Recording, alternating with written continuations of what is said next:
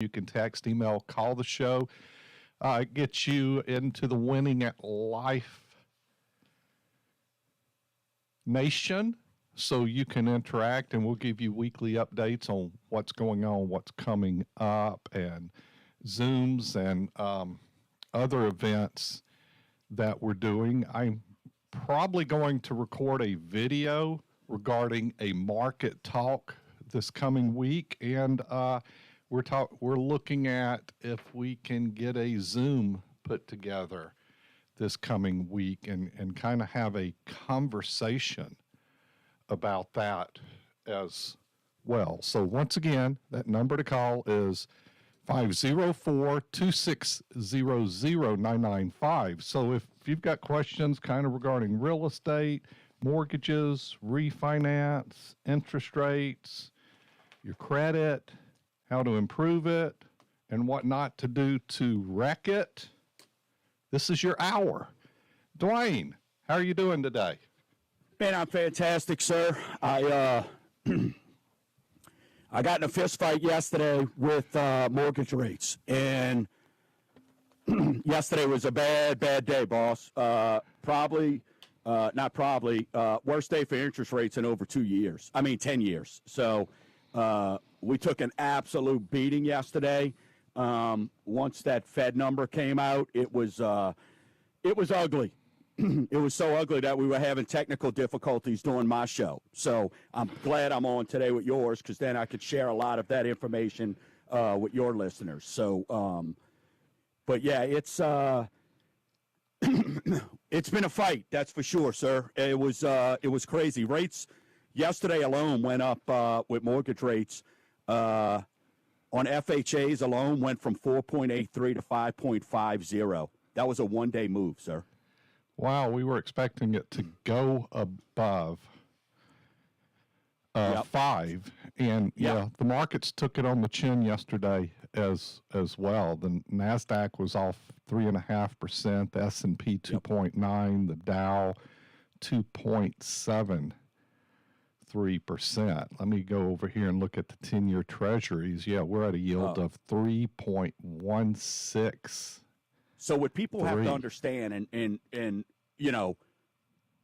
people, we try to explain as much as we try to explain, Gregory, that the federal funds rate, which I know we'll talk about that because they're going to chat this week, and, so reactionary on everything right now. That's why we're in this situation. We could go back years. You were saying we need to start moving these rates. And instead, what did we do? We kept them down probably a year longer than they needed to be, and kept the giveaway programs going away. And I know that sounds ugly when you start talking about forbearances and stuff like that, but, I've got delinquency numbers that, what do you think starting to happen with some of the housing stuff? You know what I mean? It's a matter of time, right? If you can't pay, you can't pay. But when it comes to the rates right now, and with this federal funds rate, as much as we try to let folks know, it was, the 30-year went from 5.44 to 5.85. And all that was yesterday. We've been last 6 weeks or so, Gregory, kind of cruising along. What happens? People are resilient. People digest. They get over their hurt feelings of going, well, I missed the boat, so to speak, right? Because the people who could do something in the last 2 years did it. If they couldn't, then there was a reason why. And once they're able to digest that and come to grips with it, they start to see it. So purchase business has actually been up for us the most in the last 45 days than it's been all year, because, everybody kind of got slapped in the face. In a 5-week period, we went from 3% rates to over 5, right? So people kind of had to take that and digest that. But as these inflation numbers come up, and I know you'll give your opinion on this, and, mine is, all you kept hearing is, the Fed's going to pivot. The rates, we've peaked out. And I've been saying, number one, there's no housing bubble, but number two, we're heading for a recession. And I don't think at this point, and I said earlier on my show, I hate when I'm right, especially when it's not good stuff. I'm not sure if we peaked yet, Gregory, on inflation. Dwayne, Yep. We have so much to talk about this hour, but we're going to take some callers as well. And if you want to join the conversation, speak to Dwayne and myself, 504-260-0995. We've got Ronnie calling from Slidell. Welcome to the Winning at Life Nation. How can we help you today, Ronnie? How y'all doing, guys? Good morning. Good, Ronnie. I'm actually using Mortgage Gumbo, and we just finally sold our house for the 6th time.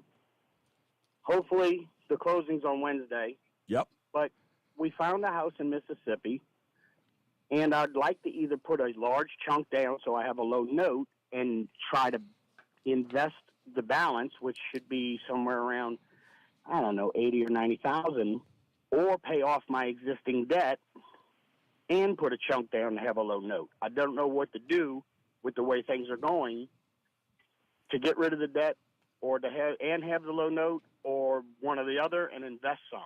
All right. So here's what I'm going to tell you, my man, Ronnie. And Yes, sir. so here's the deal. You qualify on what we have you approved right now. You're already clear to close. So your additional money right now more than ever, listen to these 3 words. Cash is king. So Okay. you throwing more money down is not going to make sense. For you to recoup your money, it's going to take way, way too long. I would recommend take that capital that you made off your house, go and pay off some debt, alleviate some of those expenses otherwise, especially if it's credit cards, personal loans, student loans, because all those are about to go way up. It's going to be a lot more painful. Chances are the note that we're doing and a mortgage for you and all that, chances are, okay, that it's probably not your forever loan. So right now, Mortgage Gumbo, we're not going to put you in a house you can't afford. We may not like the number on a piece of paper, right? But you're buying a house. So let's let that house work for you. Let's let that equity keep moving up. Use your cash to alleviate other things, my man. You know what I'm saying? Okay. So we don't want you putting down more. And look, if you want, get with me Monday and I'll kind of digest that with you again and kind of help you understand. But I can show you why you don't want to do that, bro. Right, because I've been working with Abigail, and like we were going to put 100,000 down on the house, and that puts me at an 1,100 a month note. Yep. But then if I can't really pay off all the debt, and if I do both, then I end up with nothing to invest. That's right. You don't want that. Well, in the investment part, look, that's on you. But what I want to do, my goal is to make sure we get the roof over your head where you're comfortable and alleviate debts. That way, those little debts right now, and this is what I'm helping people understand, those little debts right now are going to keep creeping up. You've probably been looking at those credit cards. All of a sudden, those minimum payments, I'm betting over the last 2 months, you're like, wait, that's more money. That's higher. Right. So Right. we want to help people understand that cash is king right now more than ever, because chances are this isn't a forever loan that you're in right now. But you're buying a house. So once that house starts working for you, you start gaining your equity that way, then we're going to revisit and when the opportunity's right to take advantage of it there. Excellent. And I also got invited to the steak dinner, so I need to go learn how to invest. There you go. Greg's the man with that. That's for sure. Hey, Ronnie. Get your steak off of Gregory. Question for you here. How much a month, if you were to pay off some of that debt, how much would that impact you a month? If I paid off 2 car notes and a little bit of credit cards we have, it would probably be over $1,000 a month. Okay. So when are you going to buy cars again? I don't have to buy but one, and I don't have to buy one at all right now. I have a '08 Avalon that'll last me until the wheels fly off. So I don't have to buy another car right now. Okay. So, because some of that thinking of people will pay off a car, and next thing you know, they see the commercials, get an itch for the new Avalon or whatever it may be, or F-150, and then they've got monthly debt again. So I always kind of think about car debt. You know, you're going to buy another car someday. You know, it's even when somebody retires, they say, "Hey, I've got to pick up a car. I'm retiring," and you know, you're going to live 30 years into retirement. So that's not going to be your only vehicle. So it kind of has to be budget or in a way where you can write a check for those. and not keep carrying debt. And be careful with Right. credit going forward. People are, because of inflation, are spending savings, charging to keep up. And one thing you have to make sure is you have some margin, a gap between your inflow and outflow. So think about that in those decisions and make sure you keep emergency money. And if you're investing, make sure you're taking a long view on that as well. Hopefully that helps, Ronnie. Thanks for calling Winning at Life. If you want to join the conversation, 504-260-0995. You're listening to Winning at Life with Gregory Ricks. Concerned about market volatility, rising inflation, higher taxes? How could it impact you? Make sure you're still on track to reach your financial goals and win at retirement. Wine, Wisdom, and Food with Gregory Ricks. Tuesday, June 14th or Wednesday, June 15th. 6:30 Fleming Steakhouse in Metairie. Reserve your seat now. 504-832-9200 or GregoryRiggs.com. Firm offers insurance services. Investment advisory services offered through AE Wealth Management, LLC. Where you at, Gumbo Nation? This is Dwayne Stein, and I'm a proud Yak. So since it takes one to know one, as your yacht leader, I want y'all to know with rising rates and mortgage industry concerns, we got this. I've seen this and helped thousands time and time again through these same obstacles in the past. This yacht's gonna guide you. So visit the site thousands of your fellow yachts visit with no cost or no obligation, just answers. Snap, send, and save, Dad can. It's that easy. If you like money, you'll love the Winning at Life app. On the Winning at Life app, you can listen to the show live 6 days a week. And if we're not on at the moment, you can hear a replay of the latest episode of Winning at Life. Whether you're getting a late start on your retirement savings or keeping up with the financial news, Winning at Life with Gregory Ricks is there on demand. Hear the Winning at Life show on the Winning at Life app, your wallet's favorite app. Less than half of Americans have drawn up a will. If you don't have one, you know you need to get one. But what if you do have a will? Is it up to date? Has anyone in your family been married, divorced, or passed away? Have any new family members been born or adopted? Don't leave your loved ones in a bind. Call me and we'll make you a plan or update your existing plan. Hi, I'm Wes Blanchard, an estate planning attorney in Metairie. What's your plan? Find me at wjblanchardlaw.com. The Ricks Report with Gregory Ricks. Do you like having your money follow where momentum is? Remember, everything cycles in the markets there, and you've got to have proper asset classes. And how about a tactical approach that follows momentum? And if there's a black swan effect, like maybe a pandemic, and not have to suffer all of that downside move. That might be why you should take a look at the Invest 50-50 philosophy. Why? I think, always felt they're doing it wrong out there. There has to be a better way to help people grow their money and have it positioned to take income from without it being crushed when the markets go down. Winning at Life with Gregory Ricks, Saturday mornings at 10 on News Talk 99.5 WRNO. Find us on the Winning at Life app or GregoryRicks.com. Investment advisory services offered through AE Wealth Management, LLC.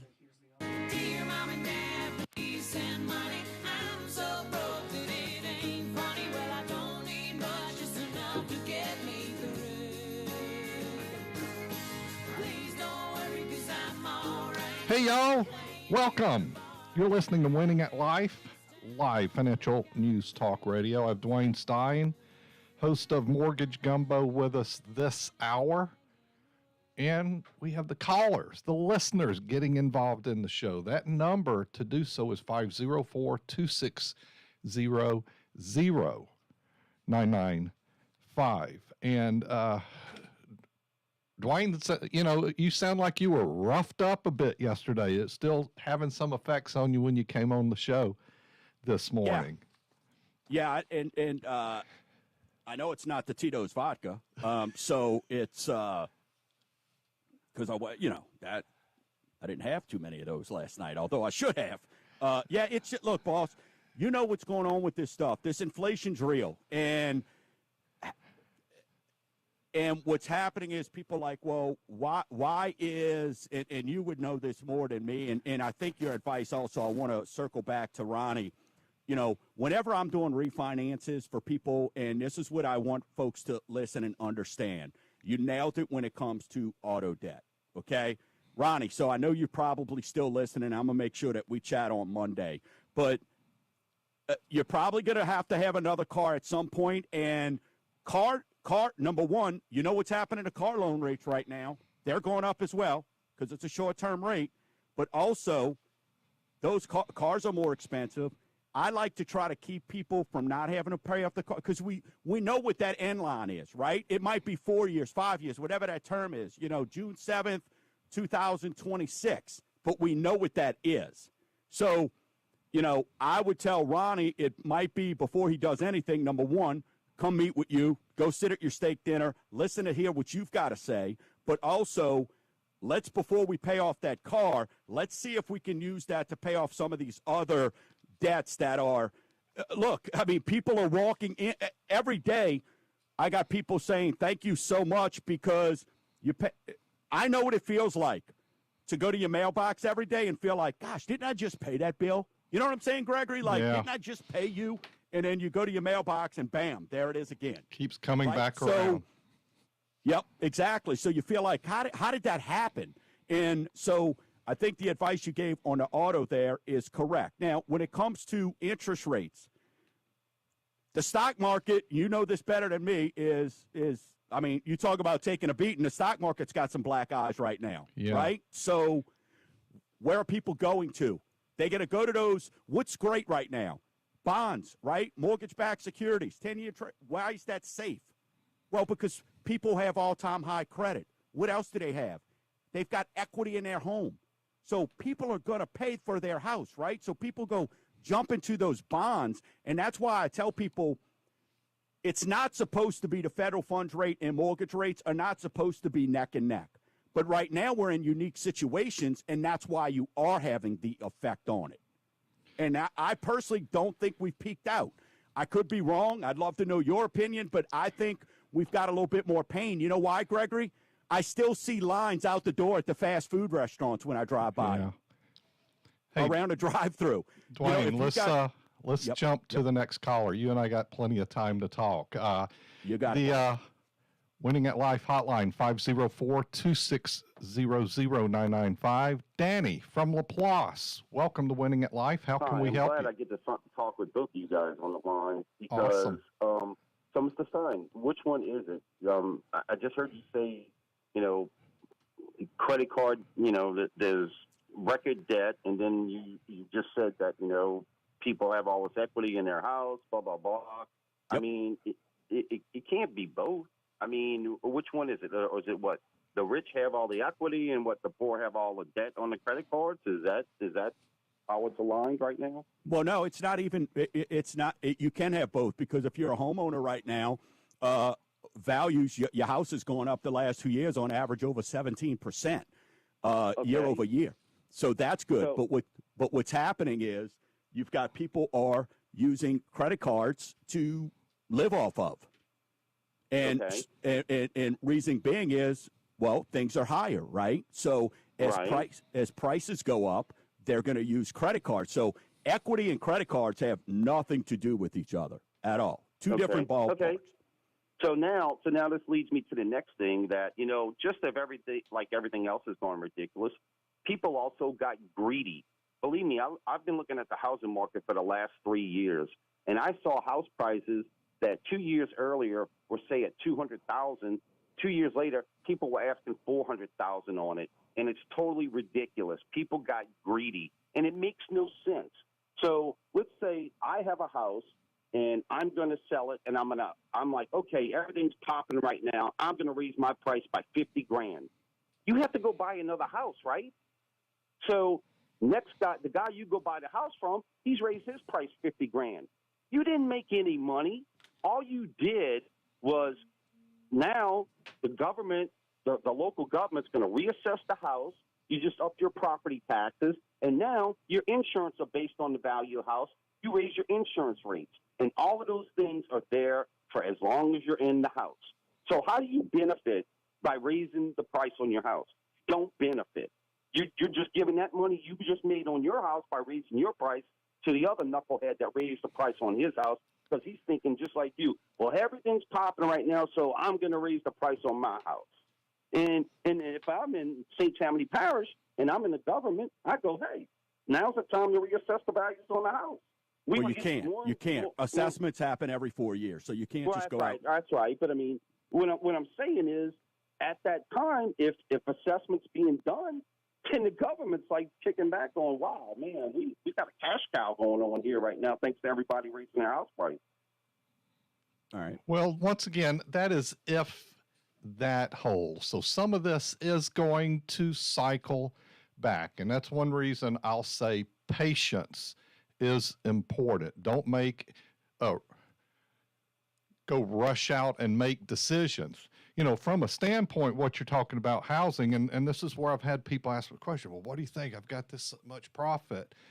And the thing is, you made a great point, Dan. If they sell that house and that's their residence, they've got to buy another one. And unless they're shrinking down, they're still paying a premium, even if they're wanting to downsize. This would be more impactful that if you got some rental properties and you're wanting to get out the business, okay, this might be a great time. If you've got an extra property or inherited or something, might be a good time to sell that extra land. But your primary residence, you go and sell that, you've got to go buy another. And that's a kind of always a question, even on extra real estate, say is a vacation home or something like that. And they're talking about, oh, I've got this profit. Well, are you wanting to buy another one? Then you maybe shouldn't resell because you're not going to get out there and negotiate. And it goes where we were talking about buying cars earlier. Used car prices up 16% this year. So they were pausing and moving backwards, but now that's trending higher. New cars, you're going to pay more for those. Oh, and the loan on it, you're going to pay more. So this is kind of like, if you're not needing to do this and you have time, be patient and let the pendulum start swinging back the other way, because it will. That doesn't necessarily mean we go back 2 year ago prices, but you've got to let things cycle through. And consumers are going to dial back on the spending. This excess money out there is going to get spent. And we're probably going into a recession. The doubling of energy prices is probably enough to send us into a recession next year. Yep. And so that's going to cause spending to stop and stuff's going to recycle.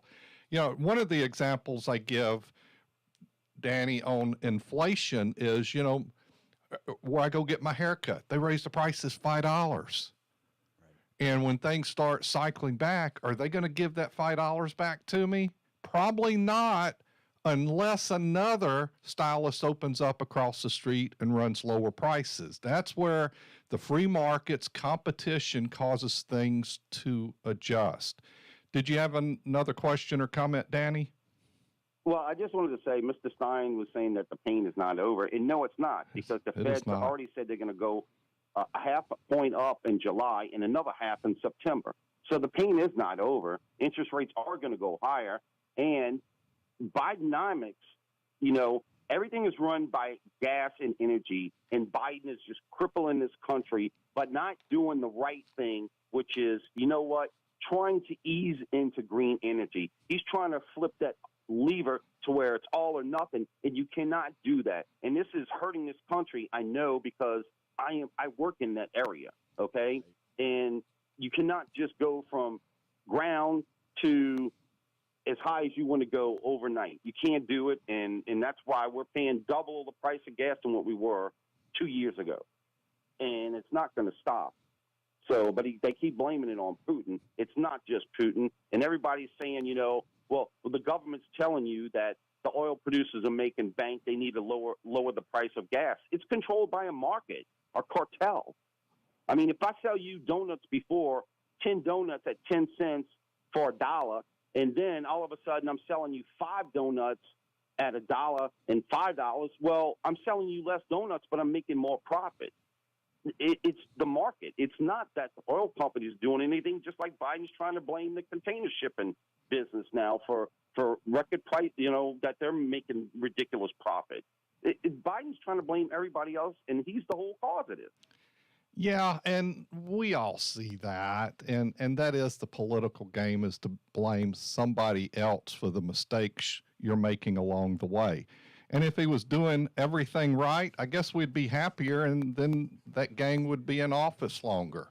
But their days are numbered, and they're going to get punished for all the missteps that they've been making. Thanks for calling in, Danny. If you want to join the conversation, 504-2600-995. We've got a lot more to come, and we're going to have Dwayne Stein with us the rest of the hour. You're listening to Winning at Life.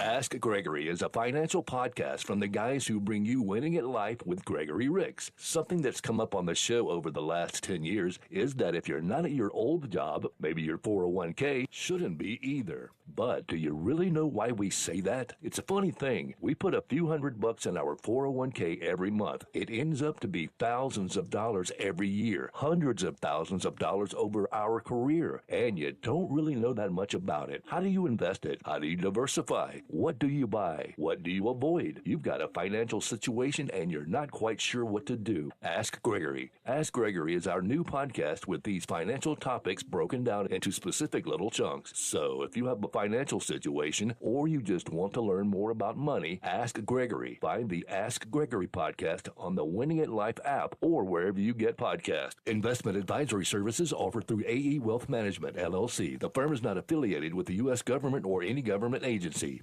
Hi, I'm Gregory Ricks. Today we see rising costs at the grocery store and the gas pump. Have you prepared for rising inflation and higher taxes in your financial plan? Get our guide, Inflation and Your Retirement. Go to GregoryRicks.com/inflation to get our guide today. We are Gregory Ricks and Associates, the Total Wealth Authority. Our firm provides insurance services, investment, and advisory services. Offered only by duly registered individuals through AE Wealth Management, LLC. AE Wealth Management, LLC, and Gregory Ricks and Associates are not affiliated companies. Concerned about market volatility, rising inflation, higher taxes? How could it impact you? Make sure you're still on track to reach your financial goals and win at retirement. Wine, Wisdom, and Food with Gregory Ricks. Tuesday, June 21st and Thursday, June 23rd, 6:30, Keith Young Steakhouse in Madisonville. Reserve your seat now. 504-832-9200 or GregoryRicks.com. Firm offers insurance services. Investment advisory services offered through AE Wealth Management, LLC. We are living in historic times, extraordinary times. A lot of people need help right now, and I want you to remember your local food bank. Now, here in New Orleans, it's Second Harvest Food Bank. Over in Mobile, they've got Feeding the Gulf. But you can find your local food bank, feedingamerica.org. Food donations, monetary donations, or I know you've got some free time.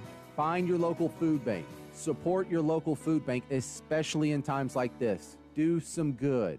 feedingamerica.org.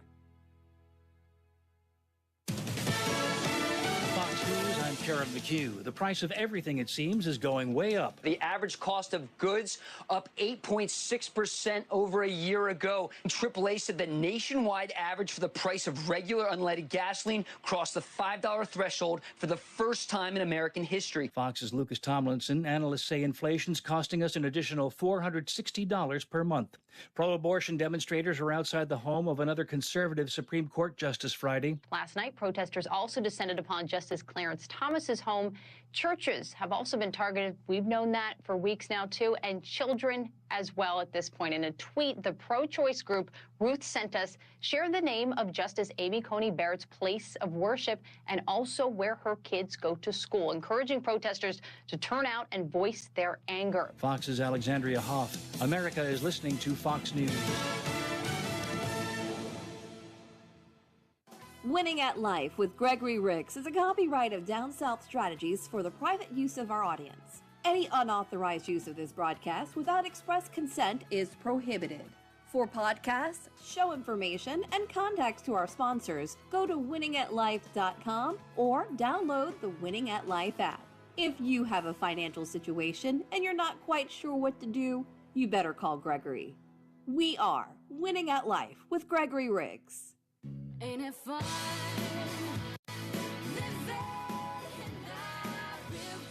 Welcome back. Winning at Life, live financial news talk radio. This is the Money Show on Saturdays. We start every Saturday morning at 10 and we roll until 1 o'clock. If you want to watch the show, we're over on Facebook Live as well. You can go connect to the Winning at Life page over there. And also my personal page, Gregory Ricks, and you can pick up the stream on our YouTube channel as well. To join the conversation, that's the magic, and we've already had a number of great callers, and I've got this feeling it's a call-filled show today, which is awesome. I enjoy those, the interaction. 504-260-0995, and I've got Dwayne Stein, host of Mortgage Gumbo, so we're kind of talking interest rates, mortgage payments, housing prices. Oh my gosh, there's just so much going on right now. And, you know, we were talking earlier, Dwayne, about the interest rates and the 10-year treasuries, and the Fed messed it up as usual. They should have already been, you know, raising interest rates, and then the government on this just keep handing out money and create more cash available than supply.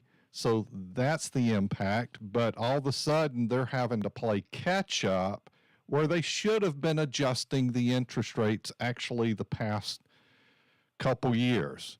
Once we got out of lockdowns with COVID, it was time to start adjusting that far back, which isn't very far back, but that's when they needed to start tweaking. And yeah, there's always going to be pain when you raise interest rates. The markets don't like that. The consumers don't like that, but I kind of look now, the 10-year treasury is kind of at a normalized rate. We're above 3%. I think the world works better with 3% treasuries. Now, Dwayne may not like that on the other hand. He said, no, the world works better with 3% mortgages. Right. So, but that's an adjustment going forward. And you're seeing a lot of people that have been consumers for a while, have gotten out of school, you know, and I can't get all the demographic names right. There's so many of them, Gen Z, millennial, all those. But I'd probably say those in their 30s have kind of like been in a marketplace that does well, the stock market, and have had low interest rates and real estate values going up. And then all of a sudden they're into this world like, what? Interest rates going up, market going down, mayonnaise up 16%. You know, it's just, it's crazy times. Yeah. So with that said, let's talk about existing home sales, because some of the people I've been talking to lately and callers into the show have kind of asked in a way that, like, I've been shopping for homes and, you know, it's just like, oh my gosh, things have gone up now. Interest rates going up. Should I wait and stop, or should I still go out and try to buy something, or do I wait 2 years? What are your thoughts? Well, existing home sales, and just to kind of, you know, Danny, what a great caller, a lot of passion there, right? So, yeah. But here's what I could tell you, Danny, the rubber's meeting the road, and buyers have started to, and this is why, as crazy as it sounds, even though rates are up, I'm doing a lot more purchases now than I was in the beginning of the year, because like you said, the Gen Zers, the, you know, millennial snowflakes, whatever they're calling them these days, their world's always been, oh, pretty cool. And let's face it, none of us want to hear about how mom and dad did it walking 5 miles in the snow on sandals and all that stuff, right? So when our parents are going, hey, I was paying 15%. Yeah, what do you know? Go crack yourself a Mr. Pibb and chill out, right? So for Danny and for everybody, existing home sales are down 10%. And it's getting a lot. It's going to existing home sales, as far as I'm concerned, and let me be clear on what an existing home sale is. If Dwayne Stein sells his house that he's living in right now to Gregory, well, to Gregory, it's a new home, but it's considered an existing home. New home sales, is brand new. Nobody's ever lived in it. So I just want to make sure I'm clear when I'm saying existing home. It may be new to that person that's buying it, but I want to know them to know where I'm coming at with these numbers. So 10% down year over year. So why is that? And why do I think it's only that percentage is going to keep going up? It's simple.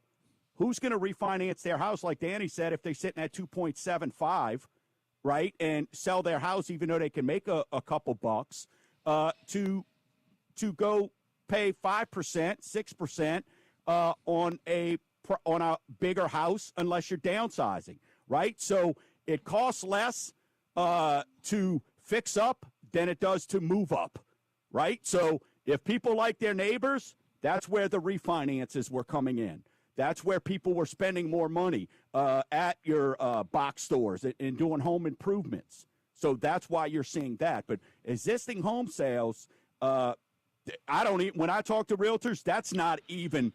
Now, are you going to have them? Sure. You get promotions, divorce, downsizing, just can't afford it anymore. And like we've been talking about, those are the things that why inventory is so short. They're just attrition, world attrition that has worked for so long. They put a plug in that. And now the water, it looks good, right? You're filling up that bath water. Look how beautiful, crystal clear water. I can't wait to sit in this. And then when you get out, you go, whoa, that water is dirty now. And that's the problem we're having now. Well, once again, I think it cycles. And yes. When housing's, these prices that they're getting where everybody's selling above market prices and getting bid up, that is going to dry up. And in some markets, it's going to slow. It has. And if they can't get buyers, then what do? They drop the price. That's going to work its way through. Now, the other thought I have is, when investing also has to do with time horizon. How long are you investing for? How long can that money work? Real estate, that home that you're wanting to buy, how long do you plan to keep it? Because we know over the long haul that 10 years from now, I have a strong belief that home's going to be worth more than it is today. Absolutely. In the short term, that price might pull back some. And that's what you got to look at is how long are you wanting that property? Let's jump over to the phones again. The Winning at Life hotline, 504-260-0995. Thomas, calling from New Orleans East. How can we help you today? I'm an elderly person, and I want to invest in CDs. So I was wondering if you could tell me when the interest rate, the Fed will raise the interest rate? Well, interest rates, what's really impacting interest rates is the market rates. The Fed's going to be bumping rates, throughout this year and next year. So it's moving up, which is also going to impact the market. If you're looking for CDs, I would kind of try to stick to anywhere from 2 to 5, not longer, because I don't want to lock in these lower rates that are going to be up for the long term. And that's kind of how I see that. Now, the banks are going to be a little tighter on that going up, but insurance companies have what is defined as MIGAs, multi-year guaranteed annuities, and I will also call them CD annuities. And those typically have a little bit better rates than what the banks are giving on 3, 4, and 5 years out there. So that's some of your options right there regarding short-term interest rate. Well, I didn't want to, like I said, I didn't want to go too long, maybe 2 years, because I'm 80. So that's why I'm trying to deal with CDs right now, because I didn't want to go no long-term interest because of my age. Yeah, that's going to be a low rate, and that's okay if you're going with 2 years. You're going to be cycling, especially if you're laddering. You can keep adjusting that upward because you're not locking in for very long. There's just not a lot of yield there right now on that. Example, 10-year treasuries are just now above 3%. So think about it from that standpoint. 2 years is not going to get you much yield right now. Yeah. Well, they're paying around, the interest rate is about 2.10 right now for 2 years. I'm sorry, repeat that. They're paying 2.10 for 2 years right now. It sounds like a good number for 2 years. Yeah. I could get that, but I was trying to wait till it went up a little further, a little higher. But I don't want to wait too long because it might go back down. Well, you can laddering. You can put some to work and then some more to work again in 90 days. Think about that. You're listening to Winning at Life with Gregory Ricks. If you want to join the conversation, 504-260-0995. We'll be back in a couple minutes. I'm going to plug what we kind of do as my day job during the week. We help you with your money. We're money managers, we're strategists, income planners, investments. Another is healthcare, whether it's long-term care or Medicare, and having supplements and such, estate planning. And then the fifth part is tax planning, creating tax efficiency. Regardless of the area you're listening to across the country, we can do video meetings. We can start with a phone call, do Zoom meetings. As far as in office, I have an office in Gulfport, Mississippi, in Mandeville, Baton Rouge, and also in Metairie, Louisiana. So the office number is 504-832-9200. The website is gregoryricks.com. And I look forward to hearing from you. Investing involves risk, including the potential loss of principal. Investment advisory services offered through AE Wealth Management, LLC. Mom, it stinks.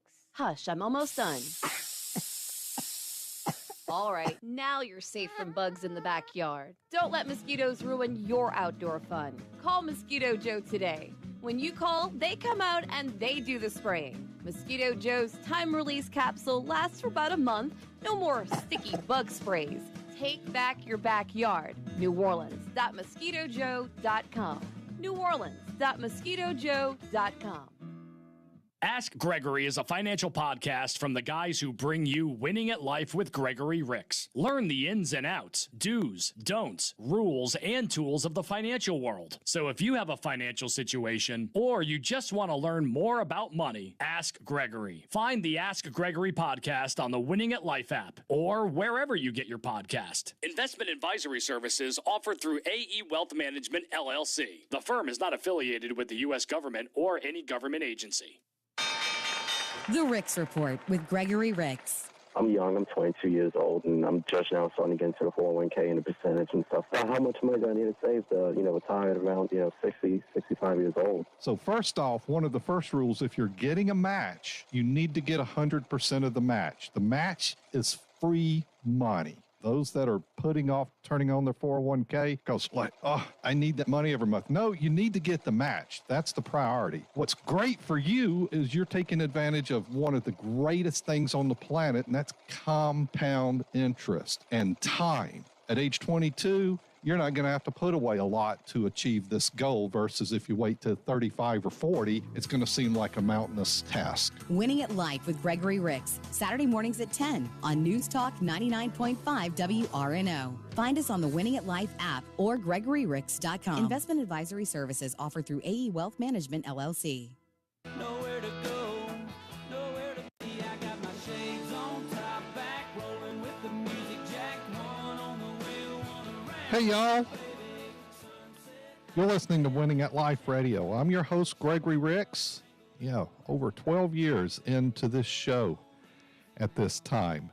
Hey, I've got an index number for you, and an index that tracks the cost of building materials and supplies has increased 69.9% between January of 2020 and April of 2022 since the start of the pandemic. Let's see, where'd that stat come from? Bureau of Labor Statistics there. So that's one reason housing is going to be more.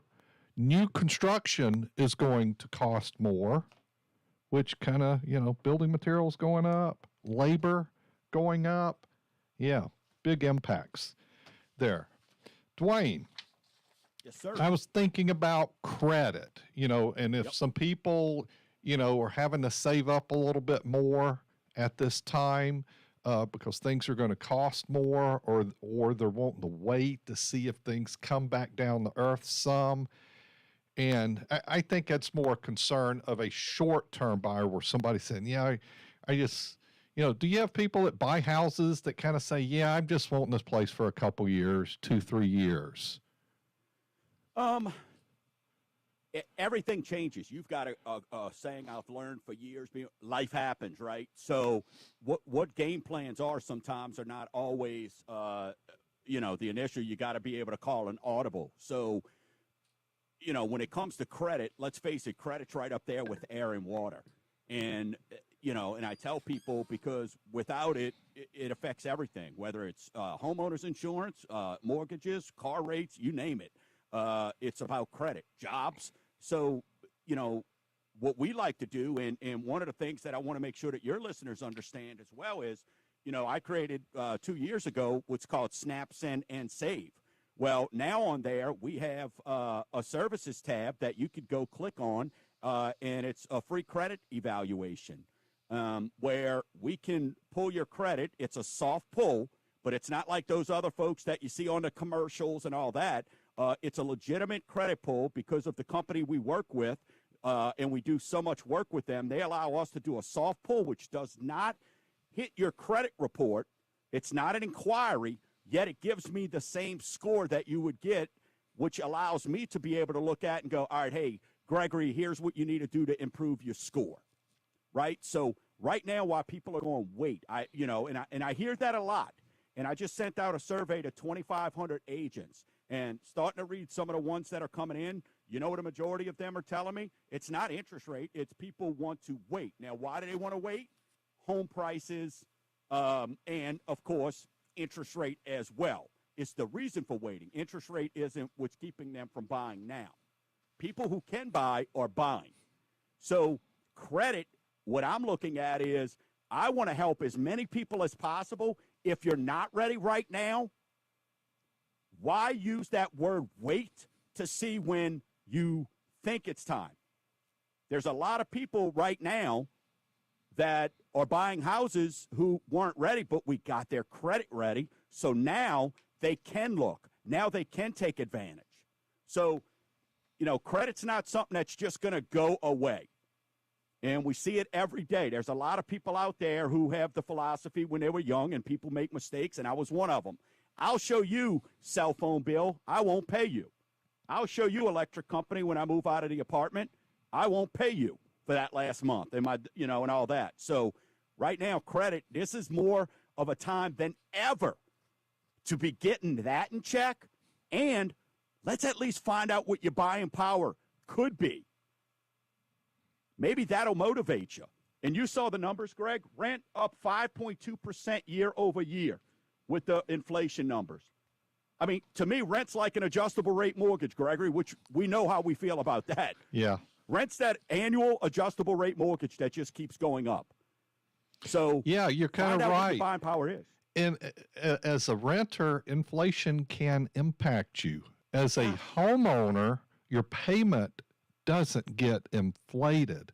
The only thing inside of that payment that could be affected, that's your homeowner's insurance. But that interest and principal payment is not going to change if you have a 15, 20, or 30-year fixed loan. Adjustable rates you shouldn't be doing anyhow.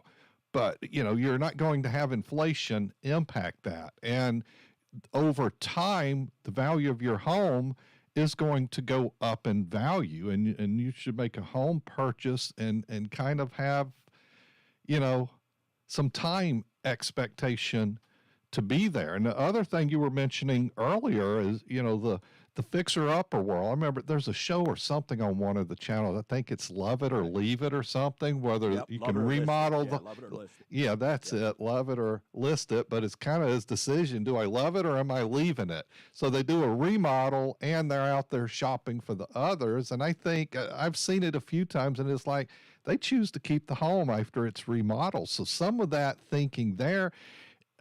updating, adding on, that creates value and might make you happy with it versus having to go through all that to buy another. Just a thought on that right there. Yep, absolutely. Well, and I mean, and you know, your Home Depots, all those big box stores, their stuff's doing okay right now, right? Because people are doing that. And I think that's what we're looking at right now. And like we mentioned earlier, if you like your neighbor, chances are it costs more to move up than it does to fix up, right? Maybe that's a show me and you need to do, Gregory. Instead of love it or list it, hey, don't move up. Let's fix up, right? So, you know, and get some painters and stuff on here as if we needed more work to do a week. But anyway, so I'm going to jump in here because I want to squeeze something in. We only have a few minutes left. But once again, you made a thought a few minutes ago, and that's even when people skip out or kind of don't want to pay that last month of cable or the last month of rent and such, where you were mentioning there, the real important thing is to be that person that always pays your bills responsibly and no late pays. It just isn't acceptable, because if you want to be able to get credit, what they're looking for is people that will pay the bills. That makes your life better to be that person and not have those hiccups. And don't overspend. Don't get too much debt that puts yourself into the jam. You know, I always talk about margin. Always have room that, you know, what your income, what's coming into your banking account should be more than what's going out. And you should keep that and not spend to where you get squeezed. I'll let you take it back, Dwayne. Well, willingness and ability to pay, Gregory, that's what we look at. But listen to these numbers, and this is why when I say more pain coming. Right now, credit cards or revolving debt, which means you don't have a fixed payment, increased in the last 12 months by $124.5 billion with a B in the last 12 months. That's the largest increase ever, okay? Now, in the last month alone, Gregory, revolving. We're losing you, Dwayne. For some reason, you're cutting out from us. Looks like we've lost Dwayne at this point. So, well, awesome. You know, it's always a joy to have Dwayne Stein on and to reach out to him. You know, that team, he'll answer questions. I always kind of look at him as a problem solver. I myself have worked with him and seeked out his help in the mortgage arena. So, and you know, at the end of the day, you got to work who you're comfortable with and get you some help. I'll share one negative, I think, in the mortgage world, and it sometimes, you know, depends on what you're trying to do. But, you know, it seems like you do a loan with somebody, they sell it to somebody else for servicing. So, you know, I don't know that goes away or you find somebody that does that, but that's just kind of the way the industry works out there. And I'm not commenting on that, anything to do with Dwayne or any banker, but it is just kind of the way the world works. You know, when you do the credit report, like signing up for Social Security, and they ask you your who's handling your mortgage, you need to be familiar with some of those things to sign up for your SSA account. So if they've resold it, something, and your spouse is handling that stuff in the household and you're trying to fill that out and sign up, like, well, I thought it was this firm. Well, it's another now. And that kind of goes on out there. But I'm excited about the future and the opportunity. I go back to, where my residence is, I bought a lot, and actually I paid a premium for it back in the day. And, well, back in the day, that goes like 7-8 years ago. And I knew I was paying more, but I wanted that property, so I was willing to pay more. And you know how I justified it? I'm going to be there for 20, 30 years. And you know what? I knew it was going to be worth more down the road. So that's what made that fine for me in that situation. And you're kind of like, gosh, I hate paying this for the house. Maybe I'll wait for it to go down. It might not go down, but how far are you looking out? And I always go to make good decisions on location, neighborhood, convenience to work. Look at the whole package of what you're trying to do and make sure it all falls within your budgets as a part of making good financial decisions. We're going to take a few minute break. We're going to be back for hour 2. We have other markets joining us. If you've got a financial situation, give us a call. We're going to be back in a few minutes. This is Winning at Life with Gregory Ricks.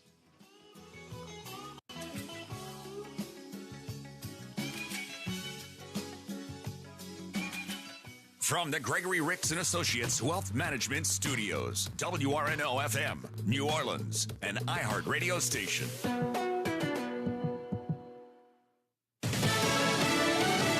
Americans keep spending more. I'm Pam Puso, Fox News. A trip to the grocery store is more expensive, so is a stop at the gas station. Inflation is getting worse, not better. The average cost of goods up 8.6% over a year ago. AAA said the nationwide average for the price of regular unleaded gasoline crossed the $5 threshold for the first time in American history. In California, the average cost of gas is nearly $6.50. Fox's Lucas Tomlinson in Washington. So who is to blame? President Biden says his Russian counterpart largely, but he also focused on something else during a visit to the Port of Los Angeles. He also took aim at shipping conglomerates in his speech. This has been a recent theme for the administration in the past few days. Biden accusing the 9 companies that control that Asia to West Coast route of price gouging, in some cases even 1,000%. Fox Business Network's Kelly O'Grady, Republicans argue responsibility lies with the Biden administration.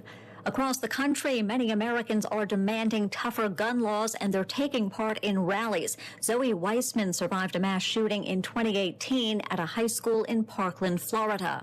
4 years later, we still have to march. We still have to fight for the basic right to safety, the right to go to school or synagogue or grocery shopping or work or a concert or home without being shot. Today, survivors and activists stand before you as we demand change. In Uvalde, Texas, another victim of last month's shooting rampage at an elementary school is being laid to rest. Protesters also descending on quiet neighborhoods in Maryland and Virginia where conservative Supreme Court justices live. They fear abortion rights could be overturned by the High Court in the coming days. America's listening to Fox News.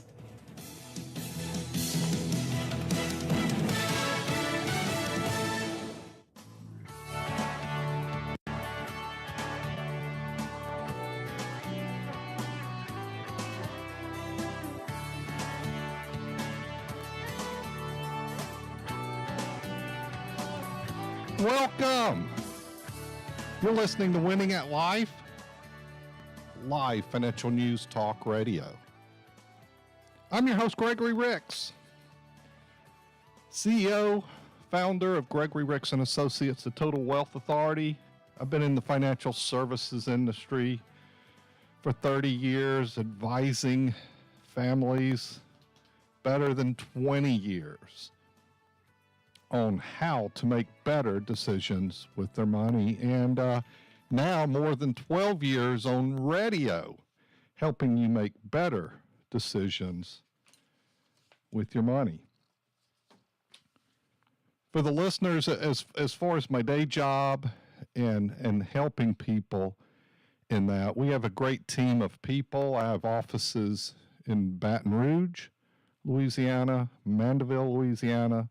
In the New Orleans area, it's the Metairie office that's just off of Causeway on Vets. And South Mississippi region is Gulfport on Lorraine Road in the Gulfport area. And what's cool about technology is you can reach out to us by phone, of course. We can do phone meetings, phone conversation, video, Zoom meetings.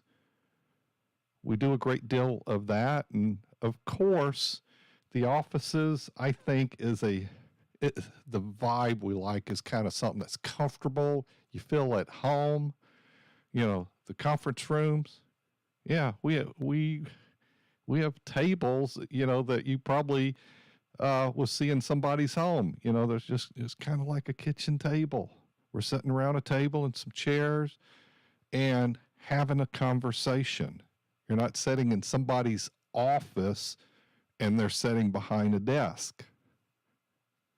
We don't do meetings that way. And if we're doing a phone call or a Zoom meeting, we're sitting at one of those tables as well. We want you to feel at home. We want you to feel comfortable, and we want to bring value and provide help. And one of the things, we have a multiple meeting process.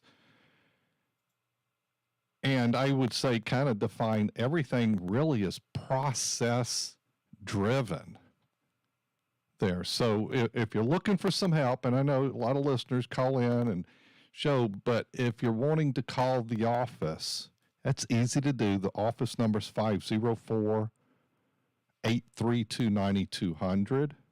The website is gregoryricks.com. Email info@gregoryricks.com. So, once again, I gave you one number. It doesn't matter what office, what the purpose. We're going to connect you to who you need to solve or answer that question that you have. Or if you're looking to get help in the guided planning system process that we have, we're going to educate you on that and show you how we can move forward, because we're very process driven. And basically, if you're working with us, you're kind of buying into the process. And some of the core parts of that's income planning, investment planning, tax planning, healthcare planning, estate planning, cash management, risk analysis. So I can keep going. There's about a dozen areas that's a part of our process, where some of you need some of those things now, and not all, but some of those other things are going to be there for you to help from that standpoint. And here's one of the reasons to sit down with an advisor, where you might know you have some problems or seeking some help, but there also might be problems or things that can be done to help you do better that you may not be aware of.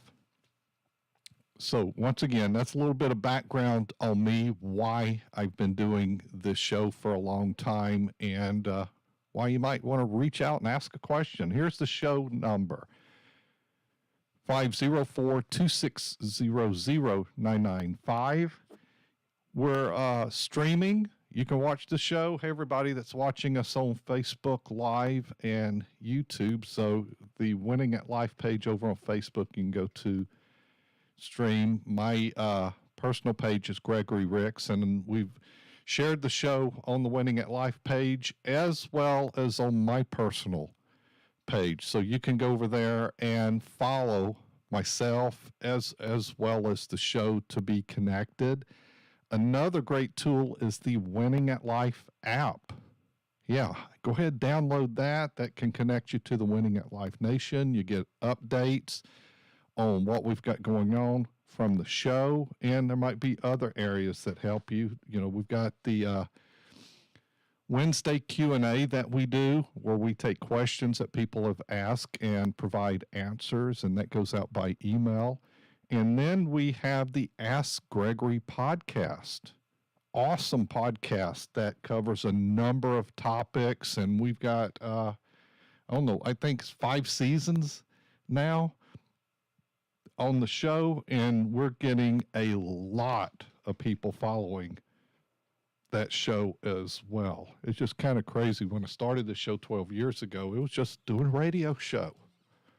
Wasn't any of the streaming or podcasts and such. And so it just been great advancing with technology and capability, and then looking from helping people with their money, whether it's investment management, income planning, just the tools and resources that we have. And we've added on several resources lately to advance what we're doing for people, to give them more analysis, better information, better data. Last hour, we had Dwayne Stein, host of Mortgage Gumbo, on with us and was just talking about interest rates going up. And yesterday was a pretty big increase on interest rates. We've got the 10-year Treasury kind of spiked above 3%, but we also had the market sell off across the board at better than 2.5%. So we have adjustments coming from that standpoint. And you know, the problem with investing, yeah, there is a problem. It's called the going down part. That's the part people like. They just want it to go up and for it to stay up. I'm going to talk some about that this hour as well. I think it's really an important topic to talk about, so people have a little bit better understanding. Gosh, I've got so much to cover here today, but we're going to get it in. We've got this. We continue to 1 o'clock today. So also, if you want to join the conversation, here's the phone number.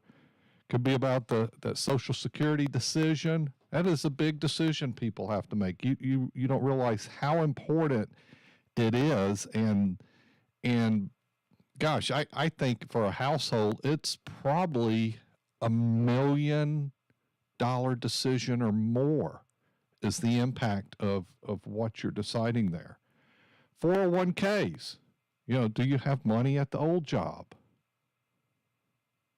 I talked to somebody recently. I think they had 4 old job accounts,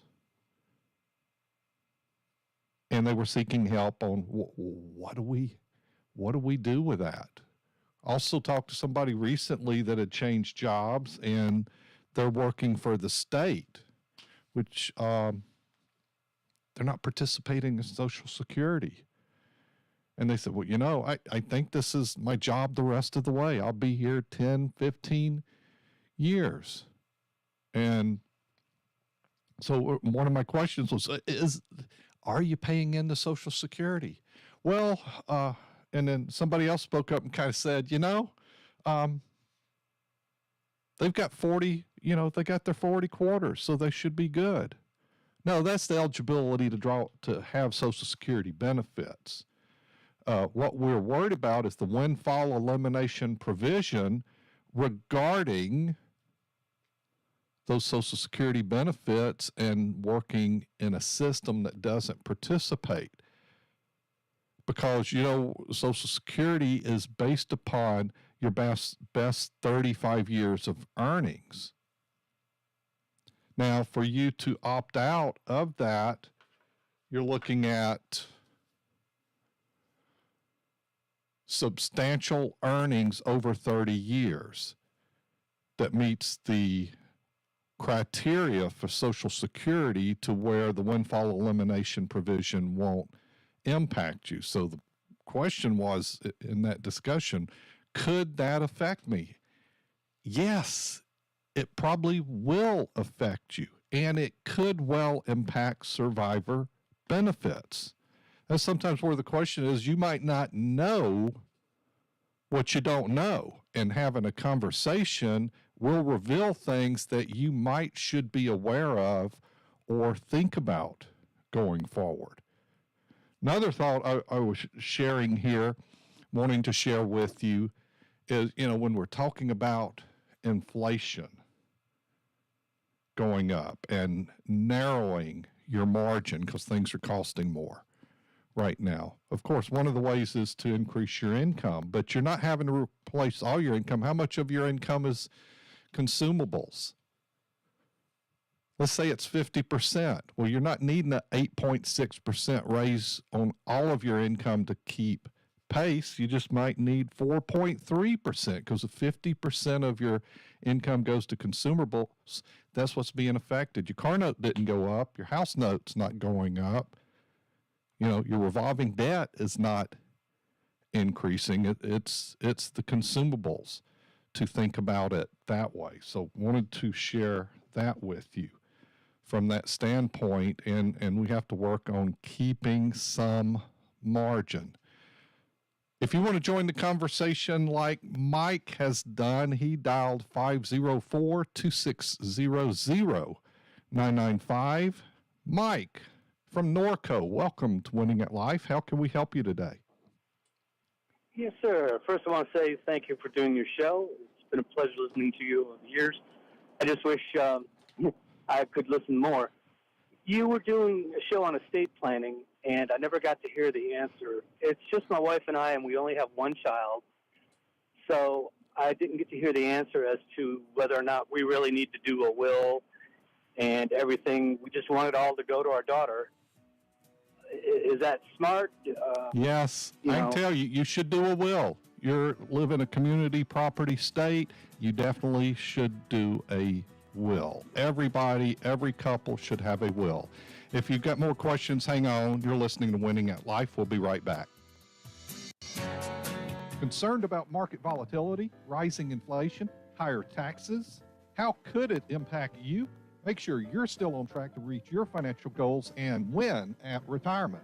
Wine, Wisdom, and Food with Gregory Ricks. Tuesday, June 14th or Wednesday, June 15th, 6:30 Fleming Steakhouse in Metairie. Reserve your seat now. 504-832-9200 or GregoryRiggs.com. Firm offers insurance services. Investment advisory services offered through AE Wealth Management, LLC. Oh my gosh, rates are so high. I shoulda, woulda, coulda purchased last year or even refinanced. Gumbo Nation, this is Dwayne Stein. For almost 30 years, I've guided folks to purchasing and refinancing. Use my experience to see how and why you can beat rising rates and say, rates up, so what? Visit snapsendandsave.com.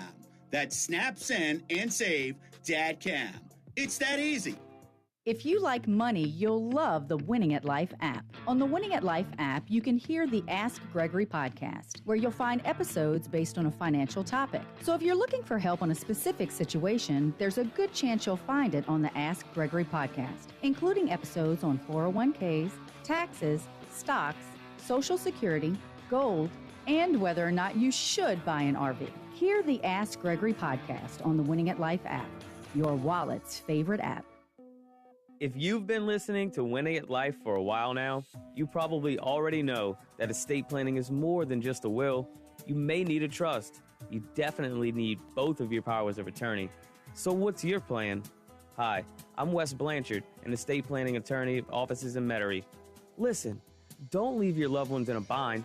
Call me and we'll make you a plan or update your existing plan. Find me at wjblanchardlaw.com.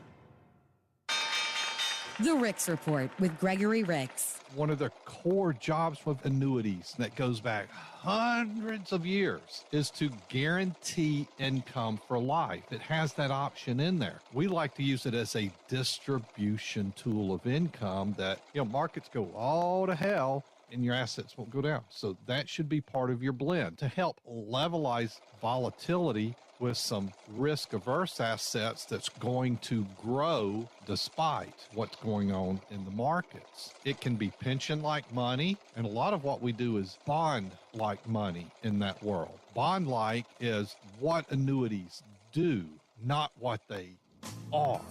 Winning at Life with Gregory Ricks, Saturday mornings at 10 on News Talk 99.5 WRNO. Find us on the Winning at Life app or GregoryRicks.com. Investment advisory services offered through AE Wealth Management, LLC.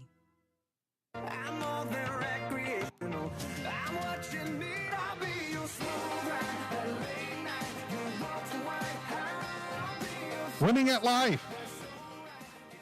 I'm your host, Gregory Ricks. Welcome back to the show. If you want to join the conversation, 504-2600-995.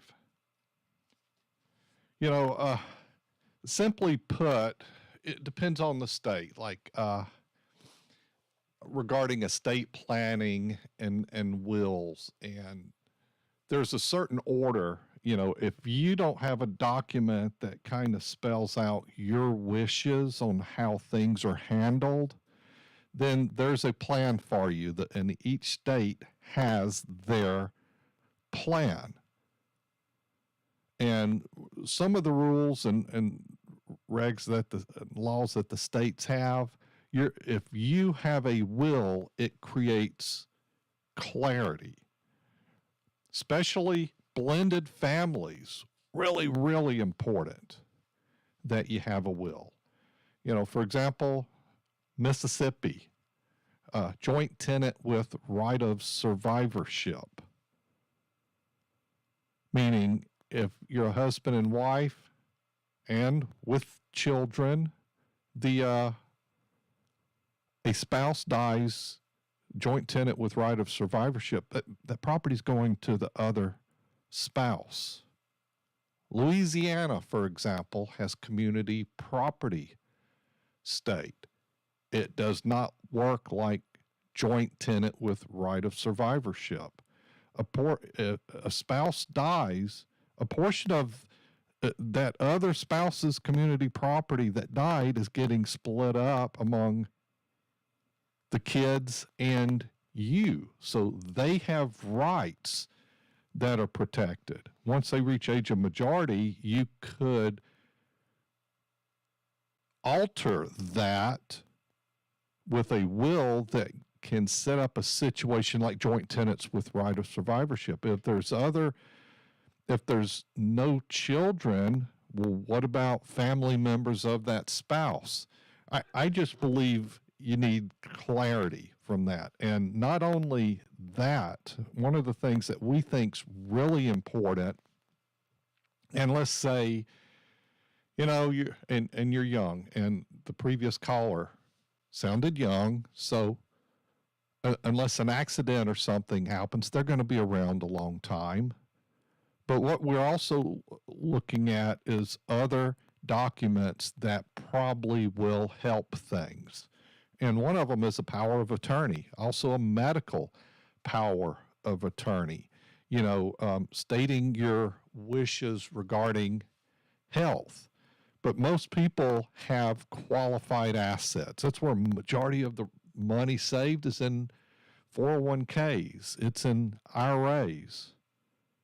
And if you become incapacitated for a short period of time or any period of time and money's needing to be altered, changed, updated, that spouse cannot make those changes to your IRA account. I know you say, well, it's community property state. It's half my money. Yeah, but the IRS looks at it as one person's account. It's not a joint account. You notice your 401k at work doesn't have your spouse's name on it. Your IRA, your Roth account, does not have your spouse's name on it. So for changes to be made in that situation or emergency situation, it's not going to happen. That spouse, when do they get control of that 401k or IRA that's in your name? When you die, but not in the incapacitated part. And there's other reasons to have that, but I think that's really important. And are you likely to have a situation like that come up? Maybe later in life. It might be that car accident. I always say the most dangerous thing we do every day is we get in a vehicle to go somewhere. If you've driven anywhere much on the highways or something, it's like, oh my gosh, that was so close. They could have wrecked. I see this all the time, and people don't realize what they think is fun and video game like on the driving is actually very scary. Cars don't like to be bumped or nudged. They will go out of control. If you don't believe me, they've got a car race. It's going to be a Sonoma road course track on NASCAR. It'll be on Fox this weekend. Go look. Race drivers that are bumping into each other, and what happens? Well, it's the same impact on the highways. Those cars aren't meant to be bumped. You're going to have a wreck or run into, and people die from this or get injured. So, yeah, I think I've made the case. Most dangerous thing we do is get in the vehicle.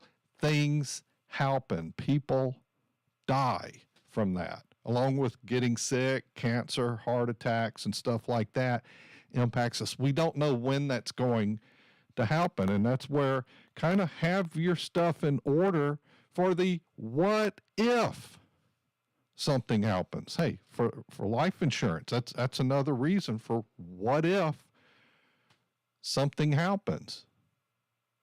We live long enough, we're going to die. We just want to live a long time healthy, but we're also talking about the what if.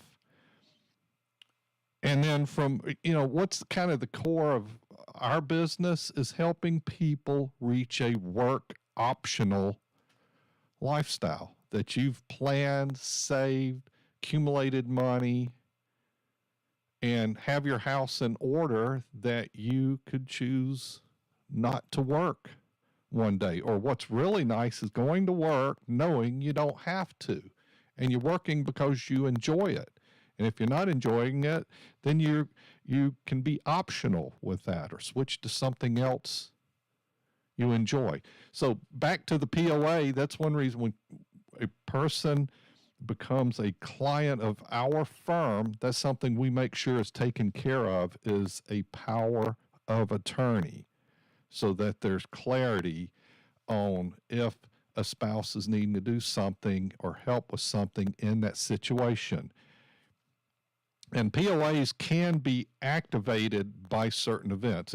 You could set up a active POA, or you can have one that's activated by certain events. But that's something that we think is important, and it's a part of our process out there. But yeah, I think that planning is important, and even at younger ages, because what if something happens? And that's why you want the will to set up and have a plan for how things are going. So I kind of gave a good little talk here on estate planning, which is one part of the process that we have in our process. We call the guided planning system, and trademarked as well, because I think it's important. You're not really, if you're sitting down coming to us and all you want is investments, no other help, no other advice, not looking out for you in the other areas, you just come like, I just want investment management, and I want it managed this certain way. You're probably not a fit for my firm. Everybody's not a fit. For those that are a fit, we're everything to them. But, from that standpoint, when we come back from the break, I want to talk about the invest 50-50 philosophy. I want to talk about what's going on in the market and how that relates to that. Because once again, if you're going to work with us, you got to understand time horizon. You got to understand the up and downs, and you shouldn't have all the money in the stock market. The S&P 500 is down 17.6% year-to-date total return through the close of trading yesterday, which was June 10th. The last year when the index suffered a double-digit loss was in 2008, losing 37% that year. The S&P 500 consists of 500 stocks chosen for market size, liquidity, and industry group representation. It is a market value weighted index, and each stock's weight in the index proportionate to its market value. But that index is really important to what you do, and understand that. So market's down this year. How is it impacting you? Are you down 17.6%? Are you down more? Or are you down less? Well, if you're down less, then that's good, because you have some diversification there. And we're going to talk about the philosophy of that. But I want to talk about the market going back 20, 23 years. I want to go back to 2000 and talk to you about that, because we could have a replay of that coming. Hey, once again, if you've got a financial situation, not sure what to do, you can join the conversation. Another great resource is over at my website, GregoryRicks.com, the news blog. And we've got a lot of articles that are relevant to our discussions here. Some of the things I'm going to talk about on that blog, or we will be putting them up, and it's searchable by topic. I had a big cookout yesterday. We did a crawfish boil, had pretty much all the team over for the afternoon. And one thing I noticed, I didn't have any mosquitoes at all. And you know what? I can thank old Mosquito Joe for that. Didn't have to worry about mosquitoes. And I noticed I didn't have a fly problem either. I don't know if that's correlated, but NewOrleans.com, MosquitoJoe.com. Reach out to Mosquito Joe, see if they can make your outdoor life a little better. I think they've greatly improved ours. We're going to take a couple-minute break here. If you want to join the conversation when we get back, dial us up, 504-260-0995. You're listening to Winning at Life with Gregory Ricks.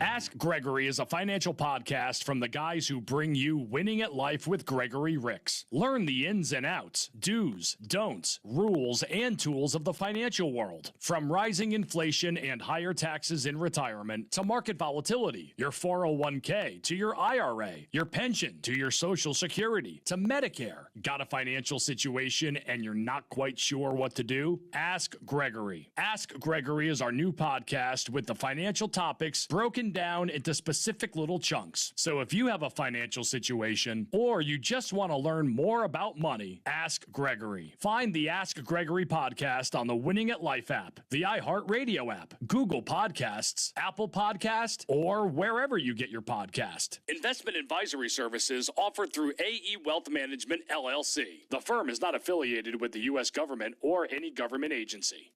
What does your ideal retirement look like? Is it traveling the world, fishing whenever you want, spending time with the grandkids, or maybe you don't know yet? Hi, I'm Gregory Ricks. Let us help you plan the retirement you deserve. Give us a call or go to GregoryRicks.com to schedule a visit. We are Gregory Ricks and Associates, the Total Wealth Authority. The firm provides insurance services, investment, and advisory services offered only by duly registered individuals through AE Wealth Management, LLC. AE Wealth Management, LLC, and Gregory Ricks and Associates are not affiliated companies. Concerned about market volatility, rising inflation, higher taxes? How could it impact you?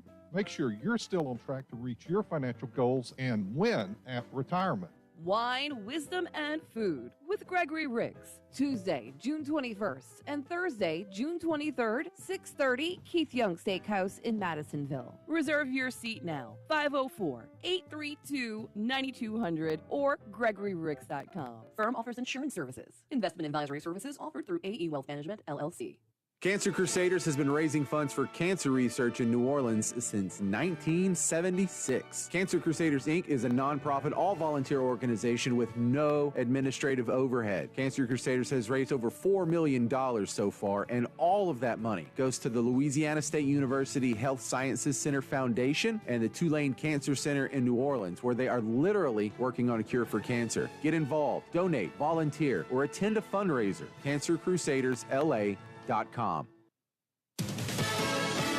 Fox News, I'm Karen McHugh. Now that the average price of gas has hit $5 per gallon, this lawmaker says she's got the solution to lower costs. We need to flip the switch. We need to unleash American energy. And I have legislation. I've been working with Bruce Westerman, who's the lead on natural resources, which is the American Energy Independence from Russia Act. And it would approve the XL pipeline. It would approve other pipelines. It would flip the switch on the leases, both offshore and on federal lands. It would send a clear message to American energy producers that we are committed to American energy independence. GOP Congresswoman Kathy McMorris Rogers of Washington on Fox.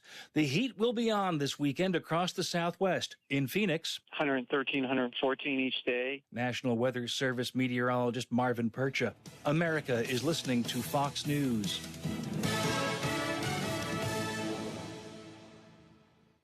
Winning at Life with Gregory Ricks is a copyright of Down South Strategies for the private use of our audience. Any unauthorized use of this broadcast without express consent is prohibited.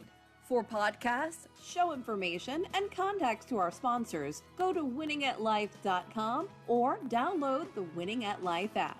If you have a financial situation and you're not quite sure what to do, you better call Gregory. We are Winning at Life with Gregory Riggs.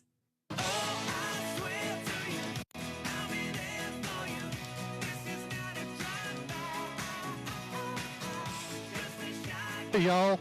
Welcome back. Winning at Life, live financial news talk radio.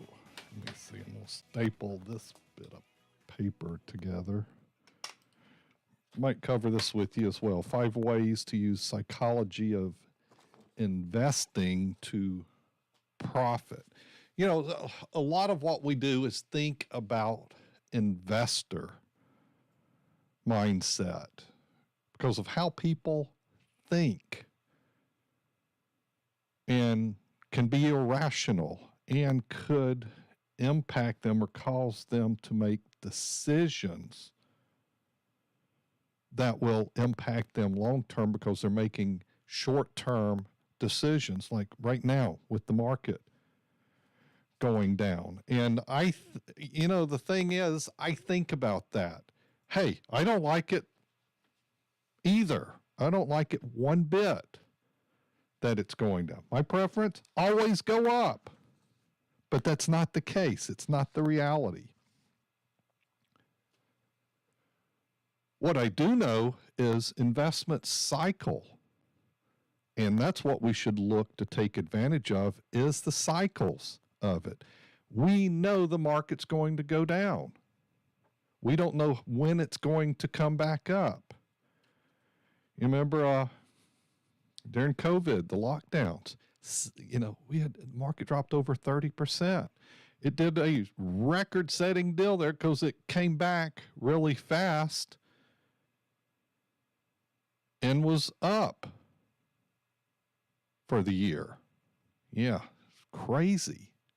Well, let's talk about this. Let's talk a little bit about market history here. Now, before I get into that, I want to give you a download here. 3 things to do in a market downturn. Go to GregoryRicks.com/downturn. GregoryRicks.com/downturn.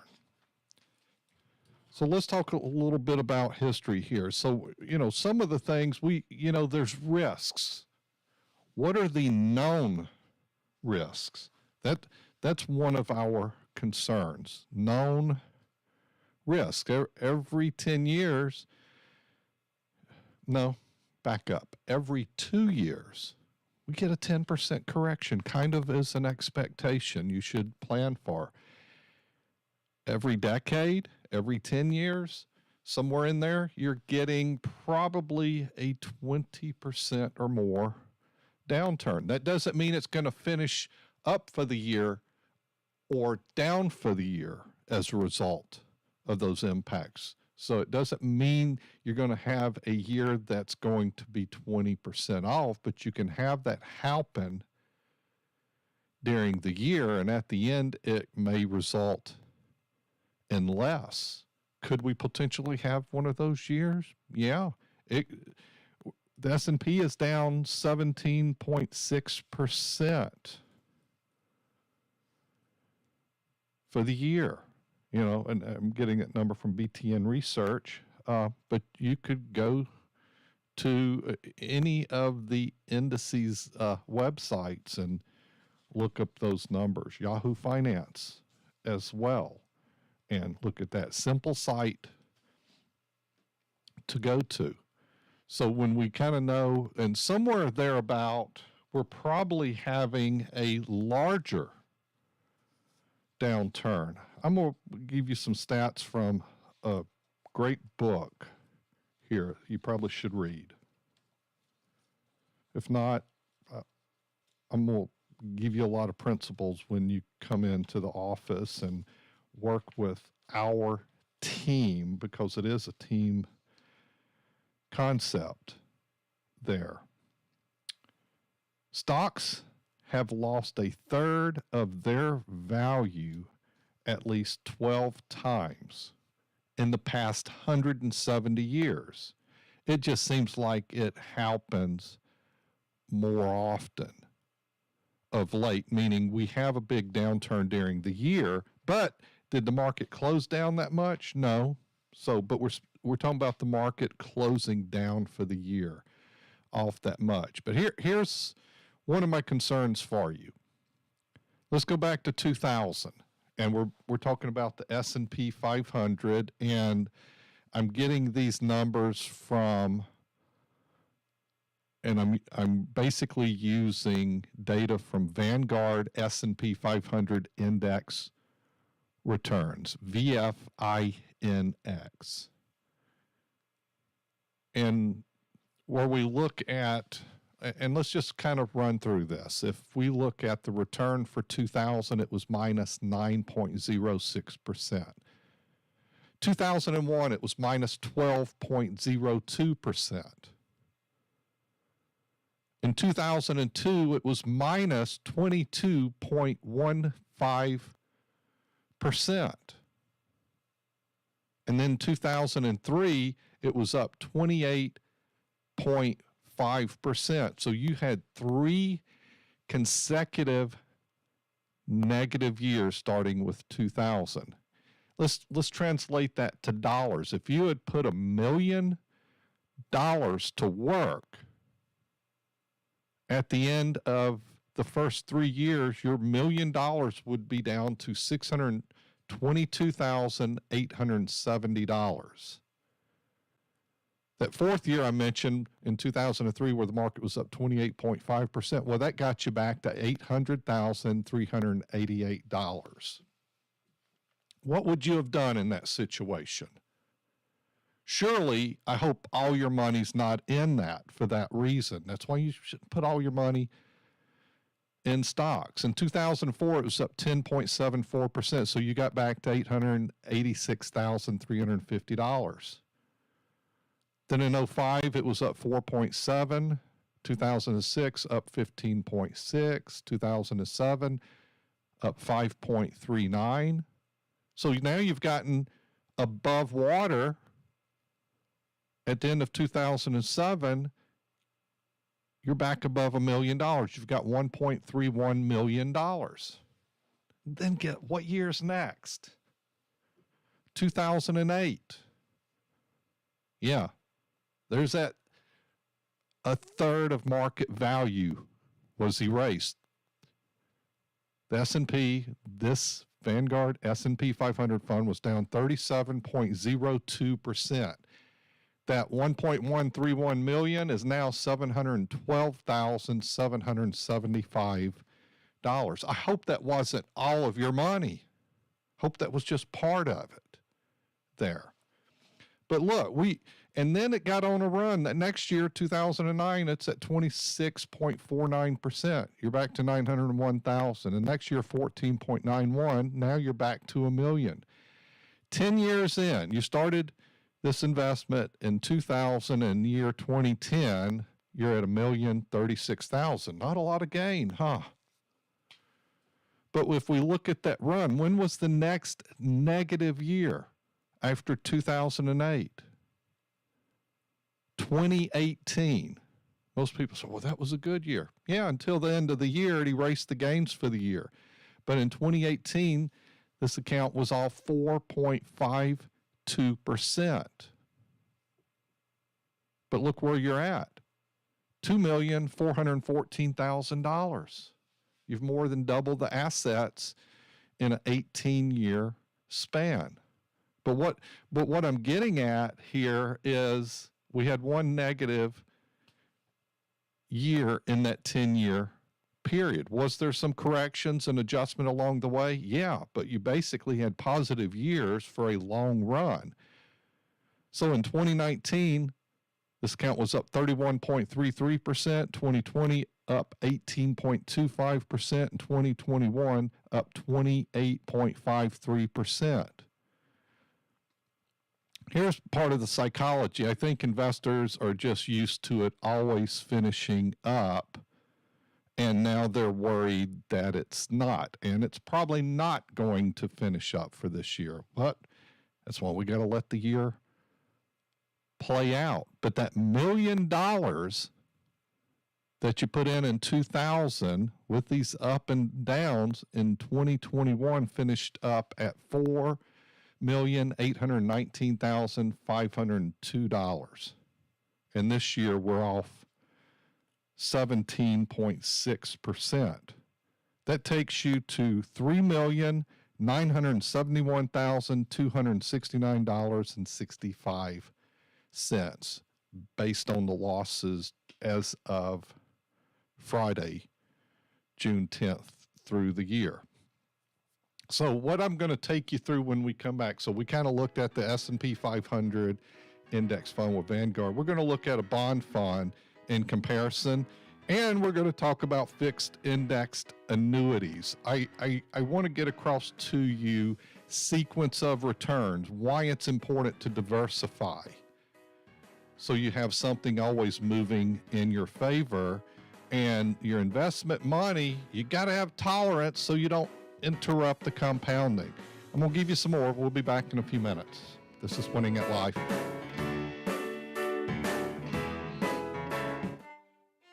If you've got a financial situation and you're not quite sure what to do, you better call Gregory. You can email me info@gregoryricks.com if you're seeking some help. You're listening to this show and kind of like, yeah, I want to know more about the Invest 50/50. I want to know more. Come into the office. We've got one in Metairie, Mandeville, Gulfport, and Baton Rouge. So one number to call, and you could be in Alabama, Texas, Florida, and we have a huge audience in the southeast of the U.S., and we can do business online through Zoom. We got FedEx, Zoom, e-documents, all that kind of stuff going on. Gregory Ricks and Associates. Find us at gregoryricks.com or call 504-832-9200. Investing involves risk, including the potential loss of principal. Investment advisory services offered through AE Wealth Management, LLC.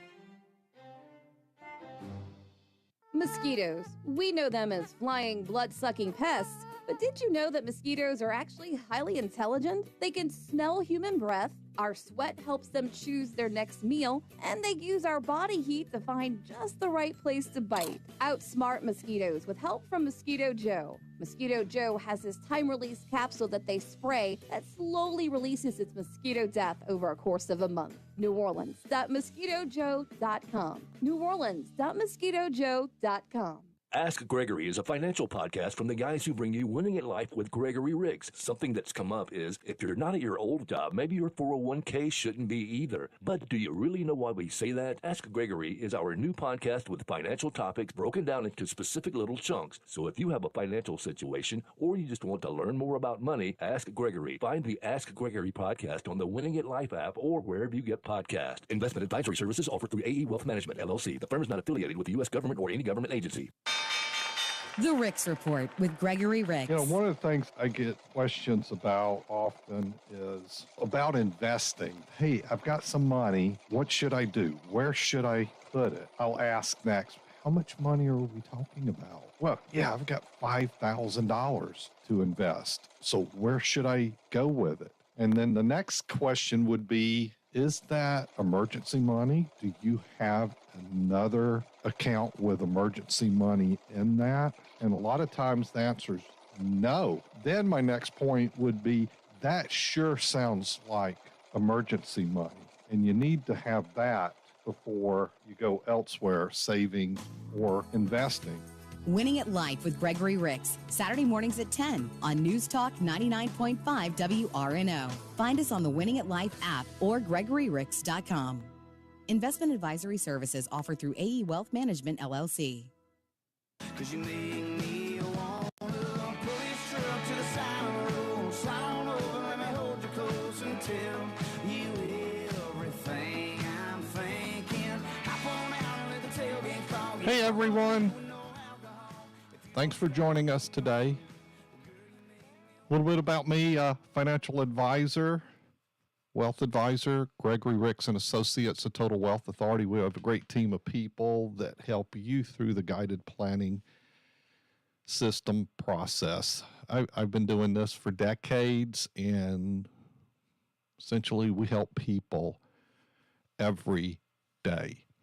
So before we went to the break, and once again, if you want to join the conversation, you have a question as I talk to you today, and we've got another hour to go after this, so we've got about 10 minutes in this segment. Then we'll take a few-minute break, come back at 6 minutes after top of the hour, and we're going to give you some more guidance and help to improve your financial decision-making and hopefully help you avoid interrupting the compounding of your money. Okay, so when I went to break, I kind of went through 2000 to end of last year. Well, actually to present, because I adjusted for the values being off from the market downturn. So next I'm going to take you through bond fund there, and it's VBMFX. If you'd have put $1 million in that, when in 2000 you'd have been up 11.39%, 2001 up 8.43%, in 2002 you'd have been up 8.26%. So comparing that to the S&P index fund at Vanguard, that $1 million in the bond fund would be at 1.307 million, opposed to the S&P dropping down to 622,000. See why you should have a mix of asset classes there. And we can take that all the way forward. Like, okay, here's a question. I'm not going to take you through every year here on this, but I'm going to point out when set between 20 and 2021, when were the negative years in bonds? Well, there's 3 of them. 2013 was minus 2.26%. 2018 was minus 0.13%, and 2021 was minus 1.77%. It averaged over that time span 4.99%, opposed to the S&P 500 averaging 8.07%. But in that first 5 years, from 2000 through 2004, $1 million in that bond strategy, in that bond mutual fund, $1 million went to $1.417 million, opposed to the S&P 500 fund, $1 million went down to $886,350. So by 2021, that bond fund value was $2,703,000. Average 4.99%. The S&P averaged 8.07%. So the bond fund didn't have to make up much in losses, did it? But yeah, the stock market, yeah, it had to make up a lot. So when you look and say, well, it averaged 8.07%, you sure can't use that number going forward as an average return. You've got to drop down a good bit, and that's for another conversation. If you come into our office, we kind of take you through this so you understand how you could be a little bit misled regarding sequence of returns. So once again, 2 asset classes I went over with you there. Next example I'm going to give you is in regard to fixed indexed annuities. I like growth annuities. I'm not a fan of income riders or bonus annuities. And just to be out there, you know what the negative on fixed indexed annuities are, and they're different from variable. They're also different from fixed interest annuities. I don't care for variable annuities. There's way too many fees, too expensive. I like a fixed indexed annuity because it's clean. There's no asset fee. It is a commission product. They do pay the firm a commission, but they're not taking fees out of the account. Whereas managed money, like your brokerage accounts, your IRAs that's at a brokerage firm, an example, Fidelity Investments, you're going to be feed. annually on that account, could be taken quarterly or monthly. But the fixed indexed annuity, it does not have a fee. Now, some of those you could add riders and such and create fees. I like it clean. I just want it for growth purposes. And I'm going to give you an example of participation rate with a 50% par. And if we go from 20 through 2021 using a fixed indexed annuity, how many negative years were there? And using a participation rate based on the S&P 500, how many negative years were there? Some of you may have guessed the answer. I'll tell you now. There was no negative years. But there was, 3, 4, 5 years where it was zero. So if the market went negative, the index that it was correlated to went negative, it's zero in place. So once again, there is no negative year. So that strategy, that asset class does not have to make up losses.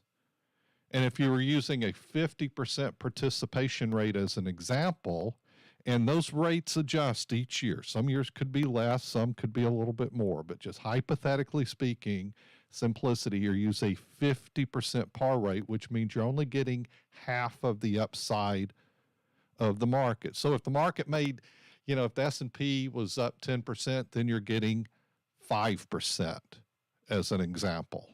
But if we use that same par rate, 50% over that time span we just looked at with bonds and the S&P 500, $1 million went to $3.820 million, or average 6.05%. And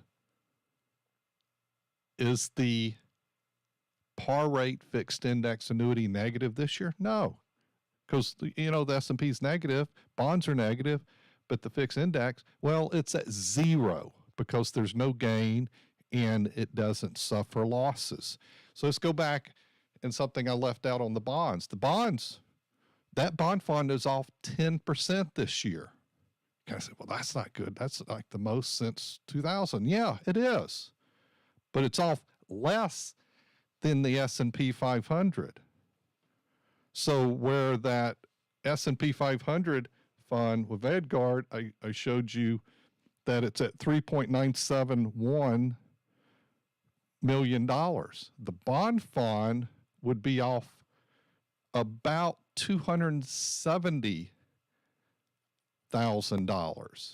So that puts you at $2,470,000 estimated in value. And the fixed indexed annuity was at $3.820 million end of 2021. It would currently still be at that value this year because, once again, market's off, but if it's off, all you get is a zero. So what the point is, everything's not going down or as much, and we really kind of have an anomaly from a bond standpoint, but a portfolio can be adjusted in the utilizing bond ETFs, for example, to be less interest rate sensitive. But you've got, from an investing standpoint, you have to understand there's some negative impact. And if we're blending assets, I would rather blend all three of these plus another one I'm not getting into today, but that's using quantitative tactical where money rotates in favor and actually when kind of things are volatile can shift to cash until it finds momentum again. And this is from a growth standpoint. When we come back in at the beginning of the hour, I'm going to redo this, but do it from a standpoint of taking income. Because you know what? The growth looks good, but if you're taking income and volatility, sequence of returns can really impact you negatively from that standpoint. And if this is really bothering you, then you don't have proper asset allocation. And that's something that should be figured out. And you can't be impatient because you know what? This is all going to come back. It's going to cycle through. That'd be like giving up after 2000, 2001, 2002. But you shouldn't have all your money in stocks. You shouldn't put it all in bonds, and you darn sure shouldn't put it all in fixed indexed annuities. You need proper balance across asset classes so that you increase the probability of money working in your favor. Ultimately, yeah, I think less than half of your money should be in stocks and bonds. Less than a quarter of your money probably should be connected to the S&P 500. Long range gives you a better probability of success. If you want some help with this, call my office, 504-832-9200. The website is gregoryricks.com. We're taking a 6-minute break, and we'll be back top of the hour. You are listening to Winning at Life with Gregory Ricks. I'll be back to talk with you more in a few minutes. From the Gregory Ricks & Associates Wealth Management Studios, WRNO-FM, New Orleans, an iHeartRadio station.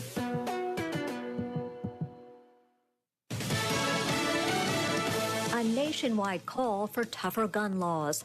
I'm Pam Puso, Fox News. As a 10-year-old girl who was murdered at her school is laid to rest in Uvalde, Texas today, demonstrators from coast to coast are demanding more from their lawmakers. One rally was in Parkland, Florida, where a gunman killed 17 people on Valentine's Day of 2018. Sherry Kaufman was a sophomore at Marjorie Stoneman at the time of the shooting and expressed a growing frustration with lawmakers. Who here is angry that our representatives do nothing while children die in the streets and in our schools? Marjorie Stoneman teacher Sarah Lerner said people don't need the thoughts and prayers of elected officials after shootings, but instead, we need change and we need action. Kevin Uretsky, Fox News.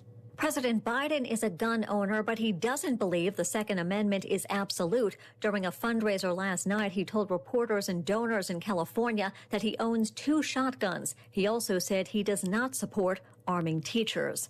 According to the president, his number one priority is inflation. This as prices keep going up while the size of what we buy goes down, otherwise known as shrinkflation. Easy to understand why companies are shrinking their package sizes now because of inflation. Their costs are going up. But the tough part for consumers is that usually once the company shrinks that product size, very rarely does it go back to the original larger size. Fox Business Network's Lydia Hu.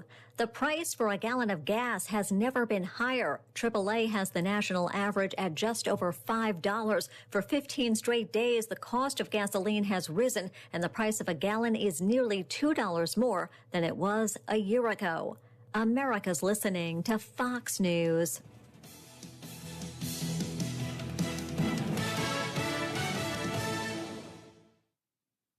Jason in the House, the Jason Chaffetz podcast. There is always someone doing something stupid somewhere. Dive deeper than the headlines and the party lines as I take on American life, politics, and entertainment. Join me, Jason Chaffetz, every Wednesday as I shed light on the news and make some predictions along the way. You never know who will drop in. Subscribe now on foxnewspodcast.com or wherever you download podcasts.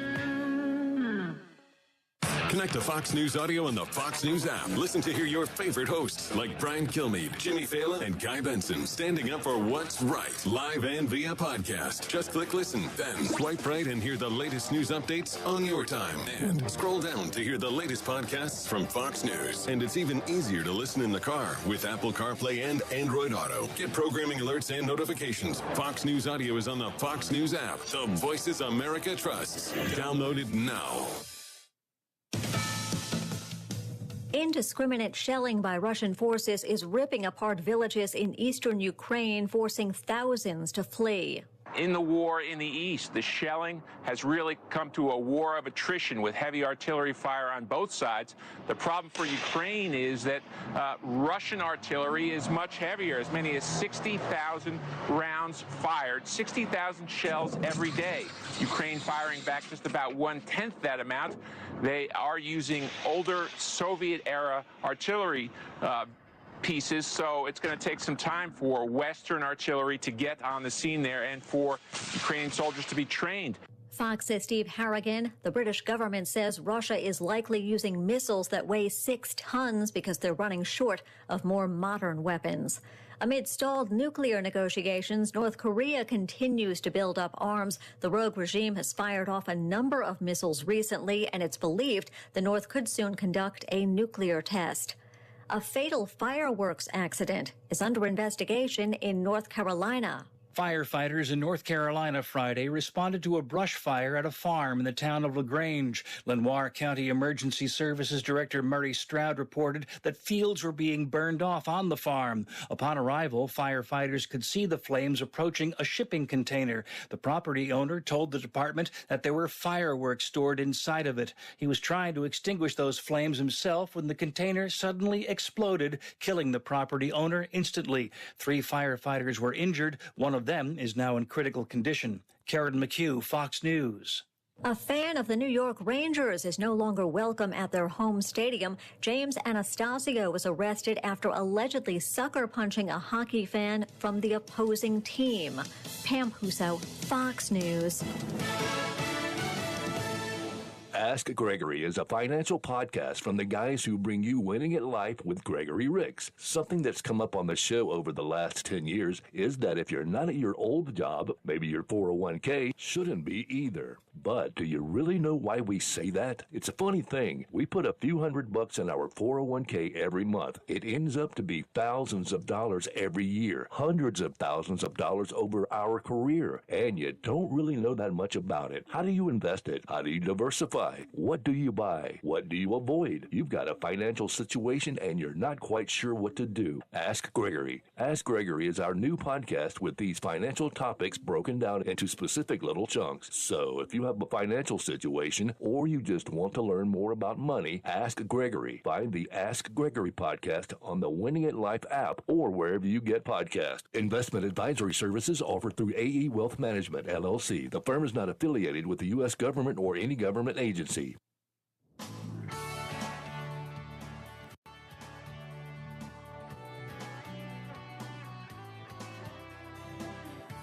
Hey, y'all. Welcome to Hour 3 of Winning at Life. Live financial news talk radio.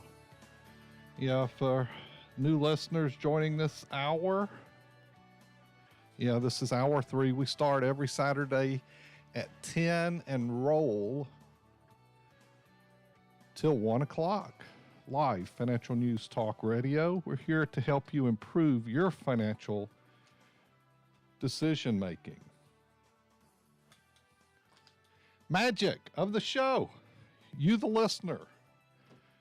Give me some feedback. You've got a question, maybe about Social Security, about investing, that old 401k,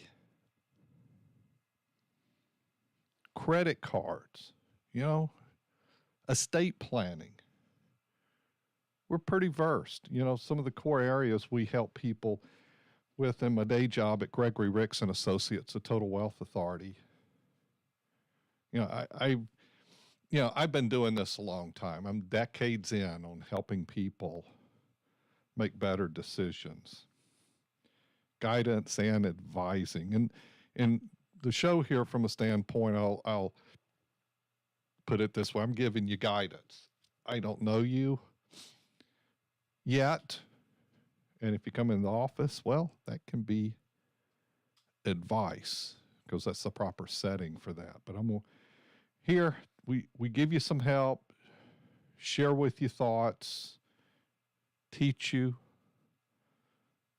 some of our philosophies to help you do better, to give you a different take on things was kind of the core when I started doing this a little more than 12 years ago now, is just to have a platform to give you a different take and allow you to ask questions. And if you want to join the conversation, the number's 504-2600-995. Where we've got the market down 17.6%. The bond market's probably subject to which one you're using, is somewhere in the neighborhood of off 10% for this year. Fixed indexed annuities would be off 0 because, they're not going to go negative. You don't link to an index that takes you negative with that tool. I was talking about that the last hour, is looking at from 2000 to 2001 and some updated numbers year to date on the impact of, say, using a S&P 500 mutual fund, and I was using Vanguard's VFINX as an example, their bond fund VBMFX, and was giving an example of a fixed indexed annuity with a 50% par rate, meaning getting up 50% of the upside as an example. And to be clear, those things adjust each year or two, whether your resets every year or every 2 years, as an example there.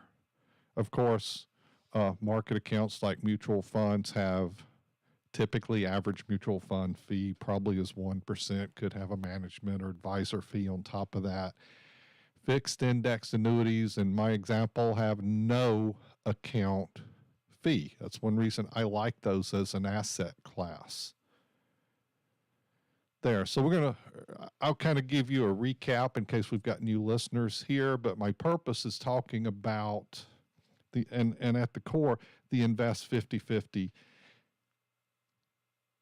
investment philosophy that we have and trademarked, but the kind of at the core, to simplify it, is we want to have multiple asset classes that give you an increased opportunity of having things cycle in your favor.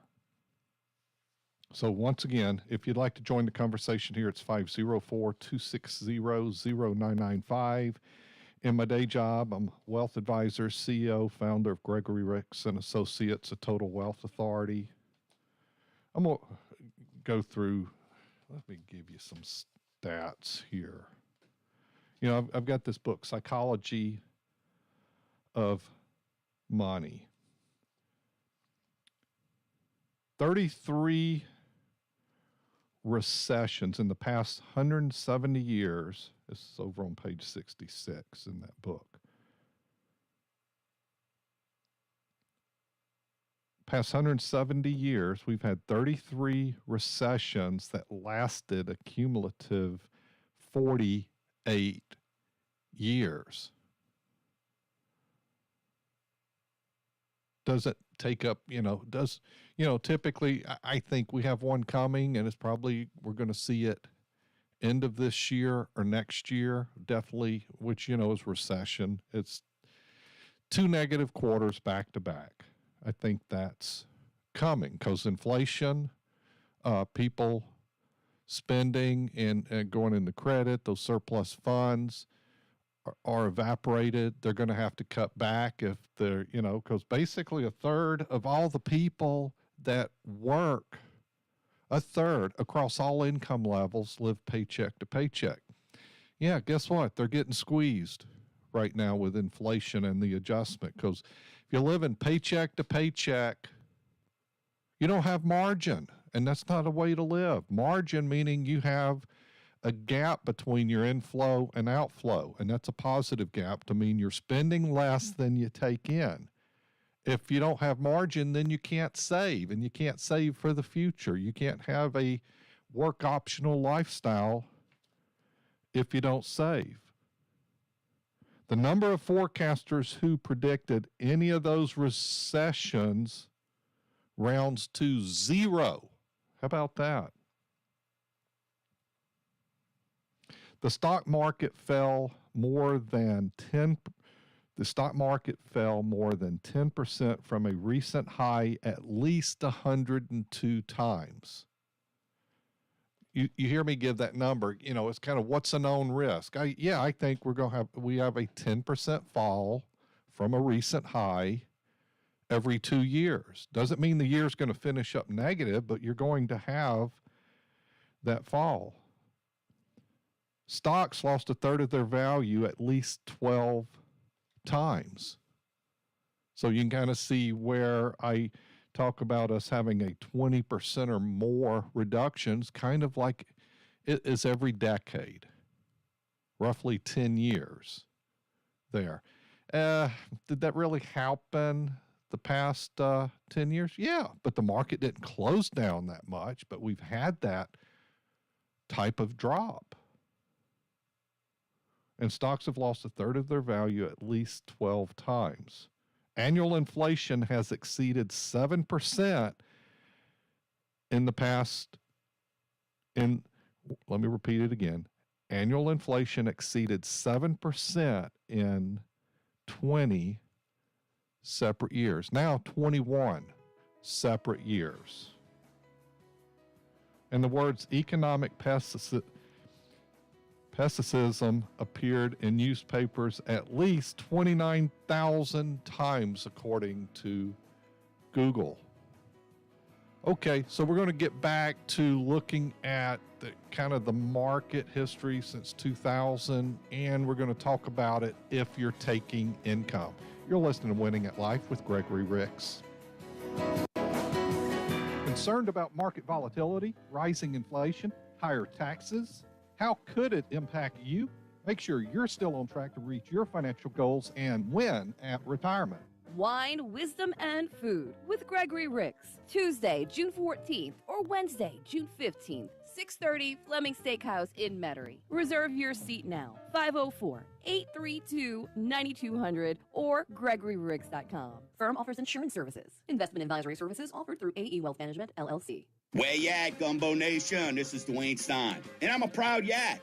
So since it takes one to know one, as your Yat leader, I want y'all to know with rising rates and mortgage industry concerns, we got this. I've seen this and helped thousands time and time again through these same obstacles in the past. This Yat's gonna guide you. So visit the site thousands of your fellow Yats visit with no cost or no obligation, just answers. Snap, send, and save, Dad can. It's that easy. If you like money, you'll love the Winning at Life app. On the Winning at Life app, you can listen to the show live 6 days a week. And if we're not on at the moment, you can hear a replay of the latest episode of Winning at Life. Whether you're getting a late start on your retirement savings or keeping up with the financial news, Winning at Life with Gregory Ricks is there on demand. Hear the Winning at Life show on the Winning at Life app, your wallet's favorite app. Half of estate planning is having a plan put together for your loved ones when you pass away. The other half of estate planning is dealing with someone else's plan when they pass away. Sometimes they have a great plan, but sometimes you need a little help. Don't leave your loved ones in a bind. Call me, and we'll make sure you have a plan. Hi, I'm Wes Blanchard, an estate planning attorney in Metairie. What's your plan? Find me at wjblanchardlaw.com. The Ricks Report with Gregory Ricks. If you do not have money set aside, you do not have retirement assets, you don't have significant savings, you're thinking, well, when should I turn on Social Security? I'll answer that for you right now. You should probably work as long as you possibly can and as much as you can, because that means you defer Social Security as long as you can up to age 70. And you can keep working past that. That's fine. But at age 70, you have to turn it on because you've maximized it there. And you've created the largest possible payment, and you're going to need all of that. Winning at Life with Gregory Ricks, Saturday mornings at 10 on News Talk 99.5 WRNO. Find us on the Winning at Life app or GregoryRicks.com.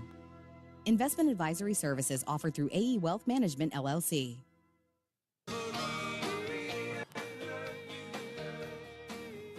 You're listening to Winning at Life with Gregory Ricks. I am your host, Gregory. If you have a financial situation, not sure what to do, want some help, guidance, bounce some ideas across, 504-2600. 504-2600-995. Let's give you some stats here. The S&P 500 is down 17.6% year to date. Total return through the close of Friday, June the 10th. The last year when the index suffered a double-digit loss was 2008, losing 37%.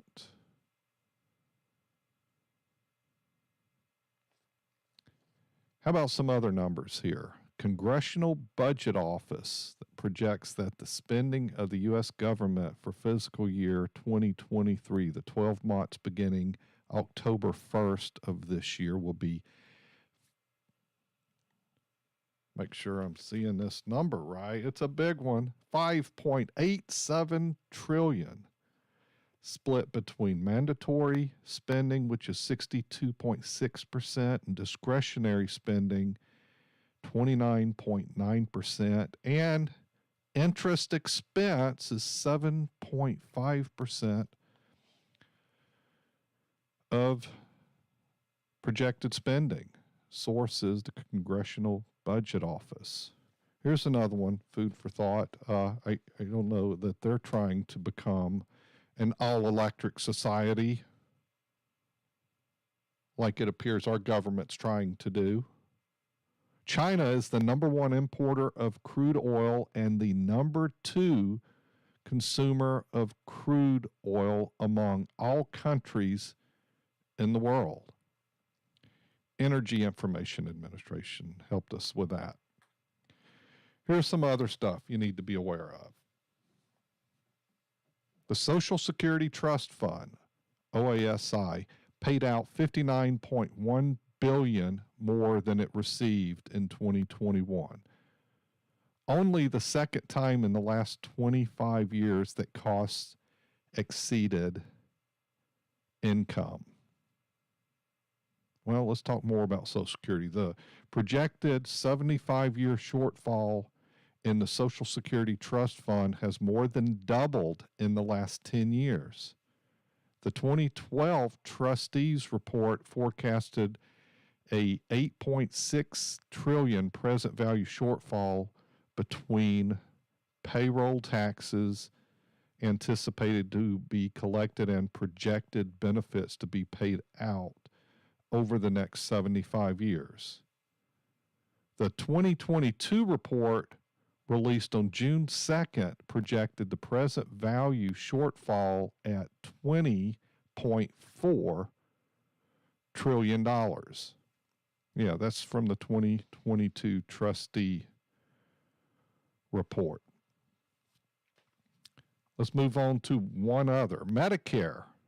Per the June 2nd, 2022 report, the trust fund supporting Medicare Part A, that's the hospital insurance, is projected to be depleted by 2028. The long-term 75-year present value shortfall in the trust fund could be corrected by an immediate 0.70 percentage point increase in combined Medicare payroll taxes from its current 2.9% to 3.6%, or an immediate 15% reduction in Medicare expenditures. Once again, that's from the Medicare Trustees 2022 report. I'd kind of be on board with the increase, not the 15% reduction. Not the immediate 15% reduction in Medicare expenditures. Well, that would be cutting a benefit, so not really on board with that. And the Social Security Trust Fund, they just need, at some point they're going to bump up the employee and payroll taxes to that to fix that. It's been quite a while since that has been done.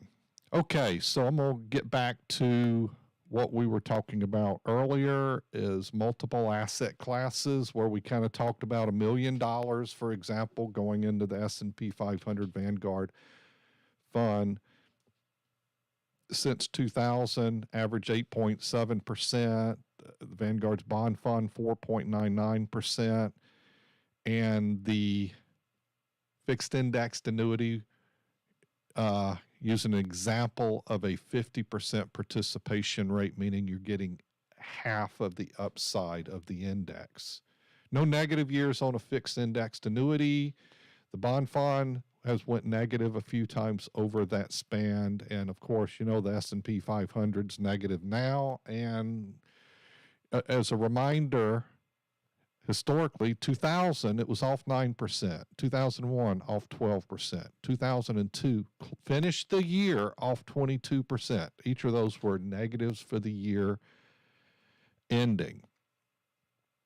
And I want to give you an example here from a standpoint. My belief is you use multiple asset classes. I believe about 50% should be in the FIA space, the fixed indexed annuity space. I like those because there's no fee. We get portion of the upside of the market that's subject to adjustments each year. But that, you know, as long as we have higher interest rate environment going forward, that makes that a lot easier in that case. The negative on fixed indexed annuities, there's a surrender period. They range differently, you know. Some variations probably have 5 years up to 14 or so years. I think the sweet spot for those tools is a 10-year surrender period, because you understand the insurance companies carrying the risk. They also are the ones handling the liabilities. They answer for you for your money. I think, once again, 10-year is a sweet spot, because for this to work for them, they've got to have money to work with for a while. So essentially, they take your money, they're putting it in bonds and giving you upside growth without any downside risk. And the insurance company is promising your funds are going to be there for you, and it also can turn into an income stream. I like that. And there's no fees taken out of that. The product does pay a commission to the advisory firm, but they don't take fees out of that. There's a bunch of different types of fixed indexed annuities, and I don't like really adding on riders. I don't like income riders. I don't like bonus annuities, and I think there's a lot of misleading out there in products that have 20, 25, 30%. So, oh, you're getting a 30% bonus by putting your money in that. That's not credited to the account value. That's credited to the income rider in those cases. So you're getting an inflated number for income purposes. But if you don't ever turn on the income, then you've not got anything. You need to have clarity on that. It's really important to understand the surrender period. It's also really important to understand how do you access that money during the surrender period. So you could be able to take out a percentage. You should be able to turn on income typically anytime after the first year. When it has a surrender period, it does not mean you can't access the money. It just means there's during that, for example, if it's a 10-year surrender period, there's going to be a fee to walk off with all the assets. Doesn't mean you cannot turn on income. You should be able to turn on income year 2. I prefer those to season for a year, grow some before you turn on income. So, you know, if you're using ETFs, managed money, like Vanguard's S&P 500 fund and the bond fund, there's going to be fees from a brokerage standpoint there. One of the things that you have to understand, you know, there's a growth phase in your life and there's an income phase in your life. And an example of putting the money in the S&P 500, $1 million, and you're going to start taking income at level of 40,000 and inflate it at 3% a year. So examples, in 2000, your $1 million, 40,000 in distribution. By year 2021, that distribution, 3% compounding, would be a distribution of $74,412. Your account that $1 million with that distribution every year with this market ups and downs over that 20-year period, at the end of 2021, that $1 million would be down to $329,455. If you did the same thing in a bond fund, $1 million, the one I talked to you earlier about, same income distribution on $1 million, you'd be at $945,060. See, less volatility there allows you to keep pretty much the assets intact. And a fixed indexed annuity with a 50% par rate, you'd have $1,143,507 in the account. Because you can see market volatility can be disastrous. It's going to crush your account fund. So you can't go with a philosophy, oh, I'm just going to go all risk. You've got to have proper balance going across, and things will work better from you. And you probably should take income from a safer arena, which will make it go further. You also want to beat inflation. Well, let's lower taxes. Get Uncle Sam to help out with that. Got more for you. We'll be back in a minute. This is Gregory Ricks. Ask Gregory is a financial podcast from the guys who bring you Winning at Life with Gregory Ricks. Learn the ins and outs, do's, don'ts, rules, and tools of the financial world. From rising inflation and higher taxes in retirement to market volatility, your 401k to your IRA, your pension to your Social Security to Medicare. Got a financial situation and you're not quite sure what to do? Ask Gregory. Ask Gregory is our new podcast with the financial topics broken down into specific little chunks. So if you have a financial situation or you just want to learn more about money, ask Gregory. Find the Ask Gregory podcast on the Winning at Life app, the iHeartRadio app, Google Podcasts, Apple Podcast, or wherever you get your podcast. Investment advisory services offered through AE Wealth Management, LLC. The firm is not affiliated with the U.S. government or any government agency. If you're unprepared for current market volatility and concerned about how it could impact you, take action now. I'm Gregory Ricks. Let us help you devise a strategy to navigate this market. Make sure you're still on track to reach your financial goals. Schedule a visit at GregoryRicks.com. We are Gregory Ricks & Associates, the Total Wealth Authority. The firm provides insurance services, investment, and advisory services offered only by duly registered individuals through AE Wealth Management, LLC. AE Wealth Management, LLC, and Gregory Ricks & Associates are not affiliated companies. Concerned about market volatility, rising inflation, higher taxes? How could it impact you? Make sure you're still on track to reach your financial goals and win at retirement. Wine, Wisdom, and Food with Gregory Ricks. Tuesday, June 21st and Thursday, June 23rd, 6:30, Keith Young Steakhouse in Madisonville. Reserve your seat now. 504-832-9200 or GregoryRicks.com. Firm offers insurance services. Investment advisory services offered through AE Wealth Management, LLC. We are living in historic times, extraordinary times. A lot of people need help right now, and I want you to remember your local food bank. Now here in New Orleans, it's Second Harvest Food Bank. Over in Mobile, they've got Feeding the Gulf. But you can find your local food bank, feedingamerica.org. Food donations, monetary donations, or I know you've got some free time. Find your local food bank. Support your local food bank, especially in times like this. Do some good. feedingamerica.org. News, I'm Karen McHugh. Relentless Russian artillery fires having a devastating effect on Ukraine's forces in the east. As many as 60,000 rounds fired, 60,000 shells every day. Ukraine firing back just about 1/10 that amount. They are using older Soviet-era artillery pieces, so it's going to take some time for Western artillery to get on the scene there and for Ukrainian soldiers to be trained. Fox's Steve Harrigan. If you think product sizes are shrinking as prices keep growing, you are not mistaken. Companies are charging the same price, but they're offering less product. It's called shrinkflation, an age-old tactic companies use to maintain their margin. But the tough part for consumers is that usually once the company shrinks that product size, very rarely does it go back to the original larger size. Fox Business Network's Lydia Hu. America is listening to Fox News. Winning at Life with Gregory Ricks is a copyright of Down South Strategies for the private use of our audience. Any unauthorized use of this broadcast without express consent is prohibited. For podcasts, show information, and contacts to our sponsors, go to winningatlife.com or download the Winning at Life app.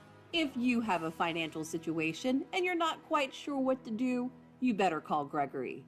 We are Winning at Life with Gregory Ricks. But you gotta keep your head up, oh, and you can let your head down, hey. You gotta keep your head up, oh, and you can let your head down. Hey, y'all. Winning at Life, live financial news talk radio. If you want to join the conversation, 504-260-0995. Few minutes, I'll give you office information to get some help as well. But just, it's GregoryRicks.com is the firm website to reach out if you want to have a conversation, get some help, ask some questions. We take questions at the firm as well. So this morning I've kind of been talking about investing and volatility, and question came up recently where an account was down a little bit because it's basically mostly a bond account. It was kind of like 20% stocks, 80% bonds on a portion of the asset class. And they were, how are we going to get that back? You're going to give it time to come back, because history tells us it always does. The markets always come back at a higher rate. Bonds are going to adjust and cycle through, and you're always getting yield there. You have to have time. If you put expose money, there are periods in history where it goes down. Stocks more often and more, bonds few times and less, but this probably be a historical down year for bonds, but it's still down less than what stocks are. Fixed indexed annuities are not down because they don't go negative. I'll put it that way. And the ones that we utilize and the way we utilize, there's no negative year in that case. And I believe about 50% of the assets should be FIA, and the other 50% blended among stocks, bonds, and tactical. Tactical is where a portion of the money is going to follow where momentum is going and may well be to cash for a certain period of time when there's no momentum. But I've given you the examples today from a growth phase and how volatility of the S&P 500 can rough you up from time to time, and you have to have a really long horizon for that to work in your favor. It's not up every year, but when you look at, say 10 years, it's up most of the time. When you look at 10-year periods, 20-year periods, so far it's up 100% of the time. When you look back, whatever day you want to look, but you're looking back 20 years. But when you're taking income, volatility can really rough up your account because you're taking income from depleted assets. And I would not want to lean on stock accounts that much. Therefore, in that philosophy of blending assets and using the example of, from a historical standpoint, the bond fund, the Vanguard, S&P 500, and 50% par rate fixed indexed annuities, and taking that income. Let me see the last 20 income. And taking income blended from those assets where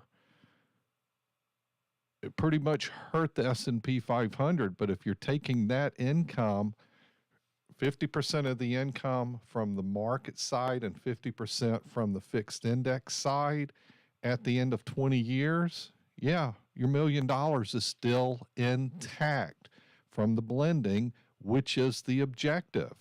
Versus when we talked about if you were basically in stocks, yeah, you've kind of crushed your account because of volatility. And I think from a standpoint, what we try to do is reduce downside exposure, more levelized volatility, and give you a higher probability of success and making investing a sustainable purpose. And when we talk about it and you kind of say, oh, stocks are down 17% this year. Well, when we look across all accounts, which is how we do it, you're not down 17%.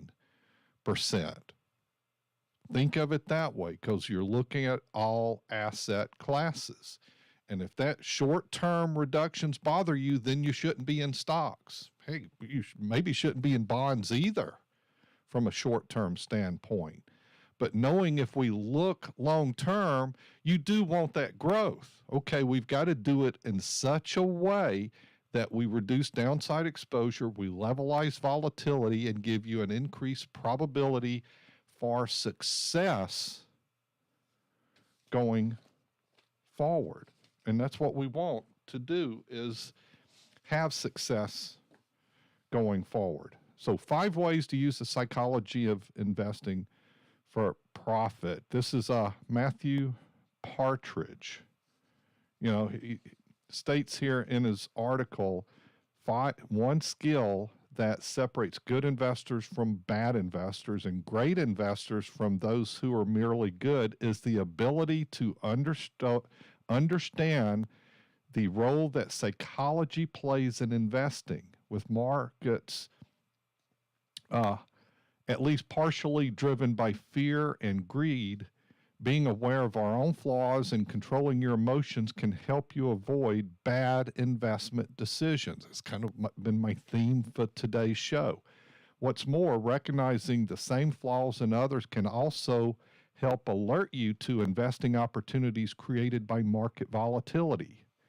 And he covers 5 tips in this article. But one thing about it is, you know, if it's down 17%, well, yeah, we don't like it. It bothers me. But I also look on the flip side, because I don't let my emotions impact investing decisions. I learned a long time ago to separate that. But yeah, I still don't like it. It still bothers me, but it's not going to let me make a bad decision, because I also know on the flip side, it's opportunity. It's down and it's going to go up. But I'm not investing in such a way that my dislike for it's going to cause me to interrupt the compounding of my money. He talks about, first off, is be patient. He's got 5 ways to use psychology of investing to profit. First off, be patient. Financial markets have a tendency to change their mind frequently in the short run. Sometimes this is justified by genuine changes in events such as the Wall Street crash of 1929. In other cases, it's a reflection of genuine uncertainty, like the rapid fall and rise of global stock markets during the first few months of 2020 as people struggled to grasp the extent of COVID-19. We made adjustments to portfolios then, but we didn't let it interrupt the compounding of our money. All this creates a lot of additional volatility. Indeed, Robert Shiller of Yale University won Nobel Prize in 2013 for his work showing that historically stock prices have been much more volatile than you'd expect compared with the much lower volatility of future earnings and dividends of underlying companies. As a result, those who have a large amount of money in shares, either in individual companies or even in market as a whole, need to be prepared to put up with a lot of short-term volatility. That's why I state about every 2 years we get a 10% correction. Every decade, about a 20% or more. Sometimes that's going to turn into 30. You need to be okay with that happening. It just needs to only be a portion of your assets.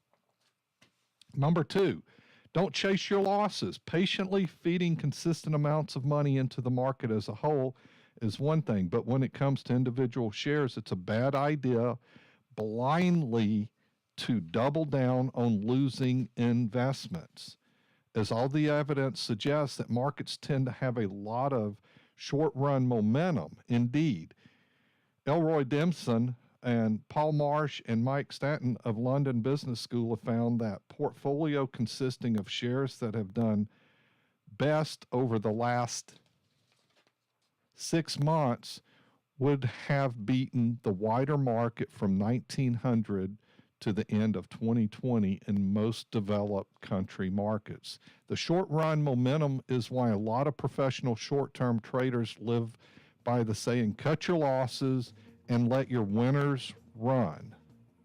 When we come back from the break, and we'll cover number 3, 4, and 5.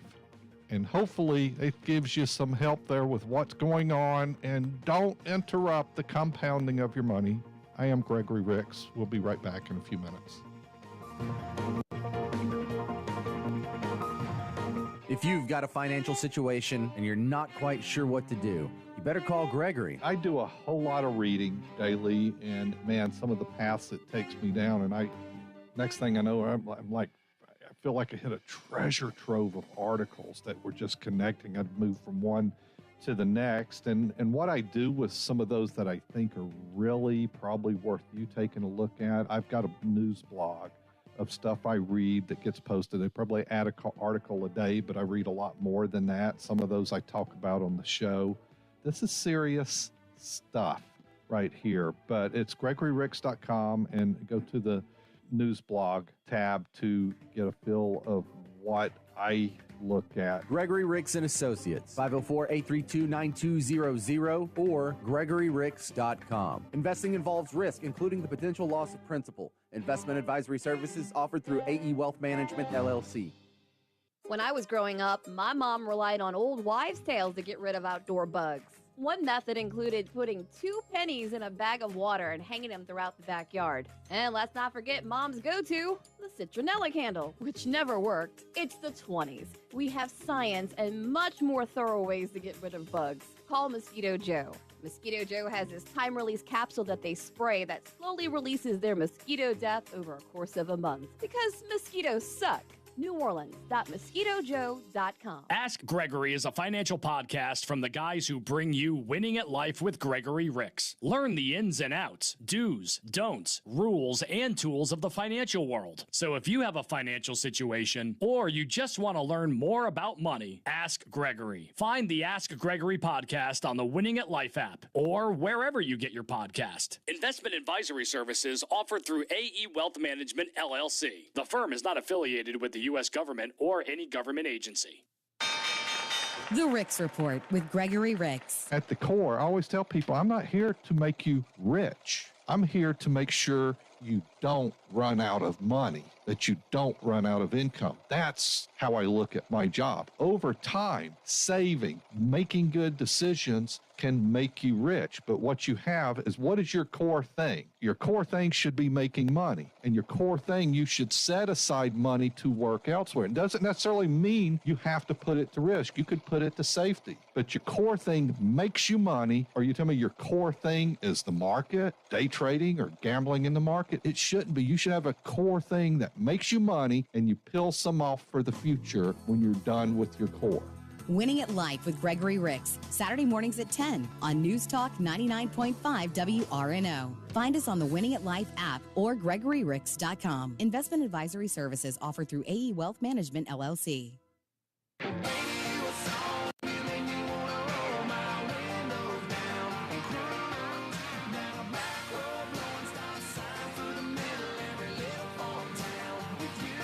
This is Winning at Life, live financial news talk radio. We do this for you every Saturday from 10 to 1, and I'm almost off for the rest of the weekend. 504-260-0995 is the number to get some help, guidance, advice. You can call my office. We've got a great team. Offices in Baton Rouge, Louisiana, Mandeville, Louisiana. The New Orleans area office is Metairie office at Vets and Causeway. And South Mississippi, we've got an office in Gulfport on Lorraine Road. We can take phone calls to help you out. We can schedule Zoom meeting, or you can come in to any one of the offices to get some help. There's just one number you need to call. Here it is, 504-832-9200. The website's GregoryRicks.com. And if you want to email, info@GregoryRicks.com.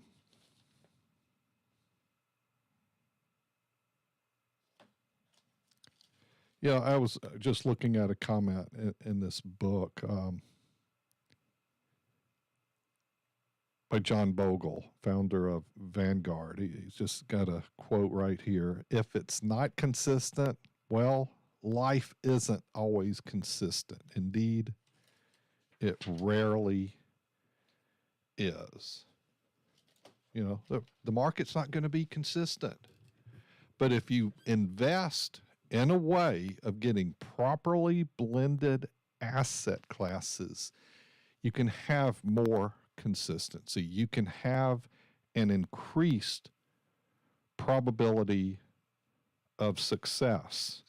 So let's continue on with a few other points here. 5 ways to use psychology of investing to profit. Number 3, he has here, ignore rumors. Despite the investment saying, buy the rumor, sell the news, basing your investment decision on rumors can be a bad idea. The most obvious problem is that a lot of them usually turn out to be false, especially since it is against the law for people with privileged access, such as company directors, to take advantage of this inside information or encourage others to do so.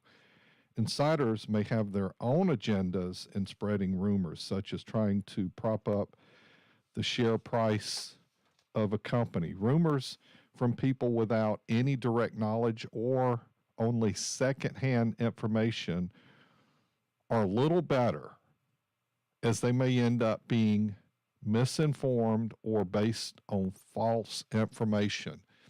You hear a lot of negative news right now, or predictions that, you know, the market's going to crash and it's going to do this, it's going to do that. You know, and one thing I talked about early is they're rarely correct, and those that actually guess it right, they really tout that. You know, we've had 33 recessions that lasted cumulative 48 years. The number of forecasters who predicted any of those recessions rounds to 0. Okay, they don't know. I don't know. I think there's going to be a recession next year, late this year, next year. You know, recession's 2 negative quarters of GDP growth. I pretty much base that on, energy prices doubling. But I'd like to be wrong on that, and that's okay. I'm not trying to put it out there and say, oh, yeah, I predicted it. I'm just telling you what I think, because we have to anticipate. I think there's going to be a 10% pull down every 2 years, every decade, every 10 years. You're going to at least get 20% pullback or more. We invest that knowingly. I also manage and utilize and created the Invest 50-50 philosophy, understanding investor psychology and the worry. And we do like stock market growth because it grows over time. In the short runs, it's problematic. And that's why all your money shouldn't be there. I believe you should have some money in stocks, but not just to go stock picking, because that usually is hazardous. Another research piece, do stocks outperform 30-day treasuries? Most stocks don't. I'll tell you, just like fixed index annuities, I dislike most of them, but there's a few that really work in our philosophy. I dislike most stocks. Here's the core thing. Less than 1,000 stocks make up 97% of market cap. Less than 100 stocks make up 50% of market cap. We're all buying from the same pool. And history tells us the indices skews a higher return versus stock selection. Oh, yeah, we'd all like to have bought Apple at $2 a share back in the day. And here's the thing. Would you have bought it then when it looked like it was going to go under? And would you have held it to this point? I've done this for a long time, and I research and read a lot regarding investing. And I can tell you, it's slim chance I would have held it all this time. But yeah, we want to get that cheap stock and hold it and become wealthy off of it. No. What's a better way? To diversify assets, use the indices, grow over time, and utilize multiple asset classes. So when those stocks are going down like they did in 2008, off 37% for the year, well, only a portion of the money was there. I've got bonds that did well that year, and my fixed index isn't negative, and my tactical was going where momentum was. I'm diversifying, so I increased the opportunity of success going forward. And that works even better if I'm taking income. Okay, so we talked about the rumors. See, I get going in there, about to not finish this up for you. Avoid the hype. Rumors aren't the only thing that can lead you into bad investments. Simply copying your friends, family, and the media as a whole are doing can also cause problems. One reason for this is that people who are copying others tend to be slow to react. In one way, it's old news by the time it got to you. So by the time they become interested in a company or sector, the opportunity has already gone. What's more, the fact that they have suddenly become interested in finance is itself often a signal that people have become irrationally optimistic, which also leads to inflated valuations followed by subsequent collapse. Are we maybe seeing that now? And number 5, invest against the crowd. Just as the crowd can sometimes overvalue a share or asset, it can also undervalue it. Frequently, this occurs immediately after something has been heavily hyped. Indeed, during what Gartner calls the trough of disillusionment.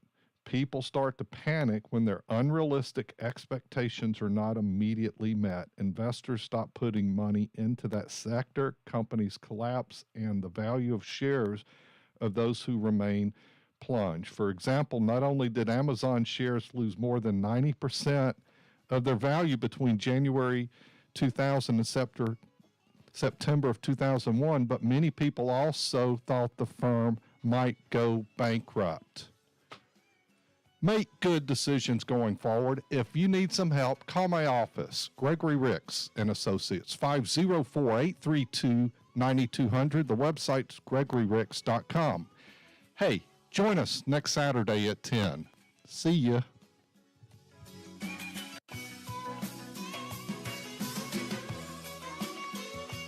Firm offers insurance services. Gregory Ricks & Associates is an independent financial services firm that utilizes a variety of investment and insurance products. Investment advisory services offered only by duly registered individuals through AE Wealth Management, LLC. AE Wealth Management and Gregory Ricks & Associates are not affiliated companies. Investing involves risk, including the potential loss of principal. Any references to protection, safety, or lifetime income generally refer to fixed insurance products, never securities or investments. Insurance guarantees are backed by the financial strength and claims paying abilities of the issuing carrier. This radio show is intended for informational purposes only. It is not intended to be used as the sole basis for a financial decision, nor should it be construed as advice designed to meet the particular needs of an individual's situation. Gregory Ricks and Associates is not permitted to offer, and no statement made during this show shall constitute tax or legal advice. Our firm is not affiliated with or endorsed by the U.S. government or any governmental agency. The information and opinions contained herein, provided by third parties, have been obtained from sources believed to be reliable, but accuracy and completeness cannot be guaranteed by Gregory Ricks and Associates. Please remember that converting an employer plan account to a Roth IRA is a taxable event. Increased taxable income from the Roth IRA conversion may have several consequences, including, but not limited to, a need for additional tax withholding or estimated tax payments, the loss of certain tax deductions and credits, and higher taxes on Social Security benefits and higher Medicare premiums. Be sure to consult with a qualified tax advisor before making any decisions regarding your IRA.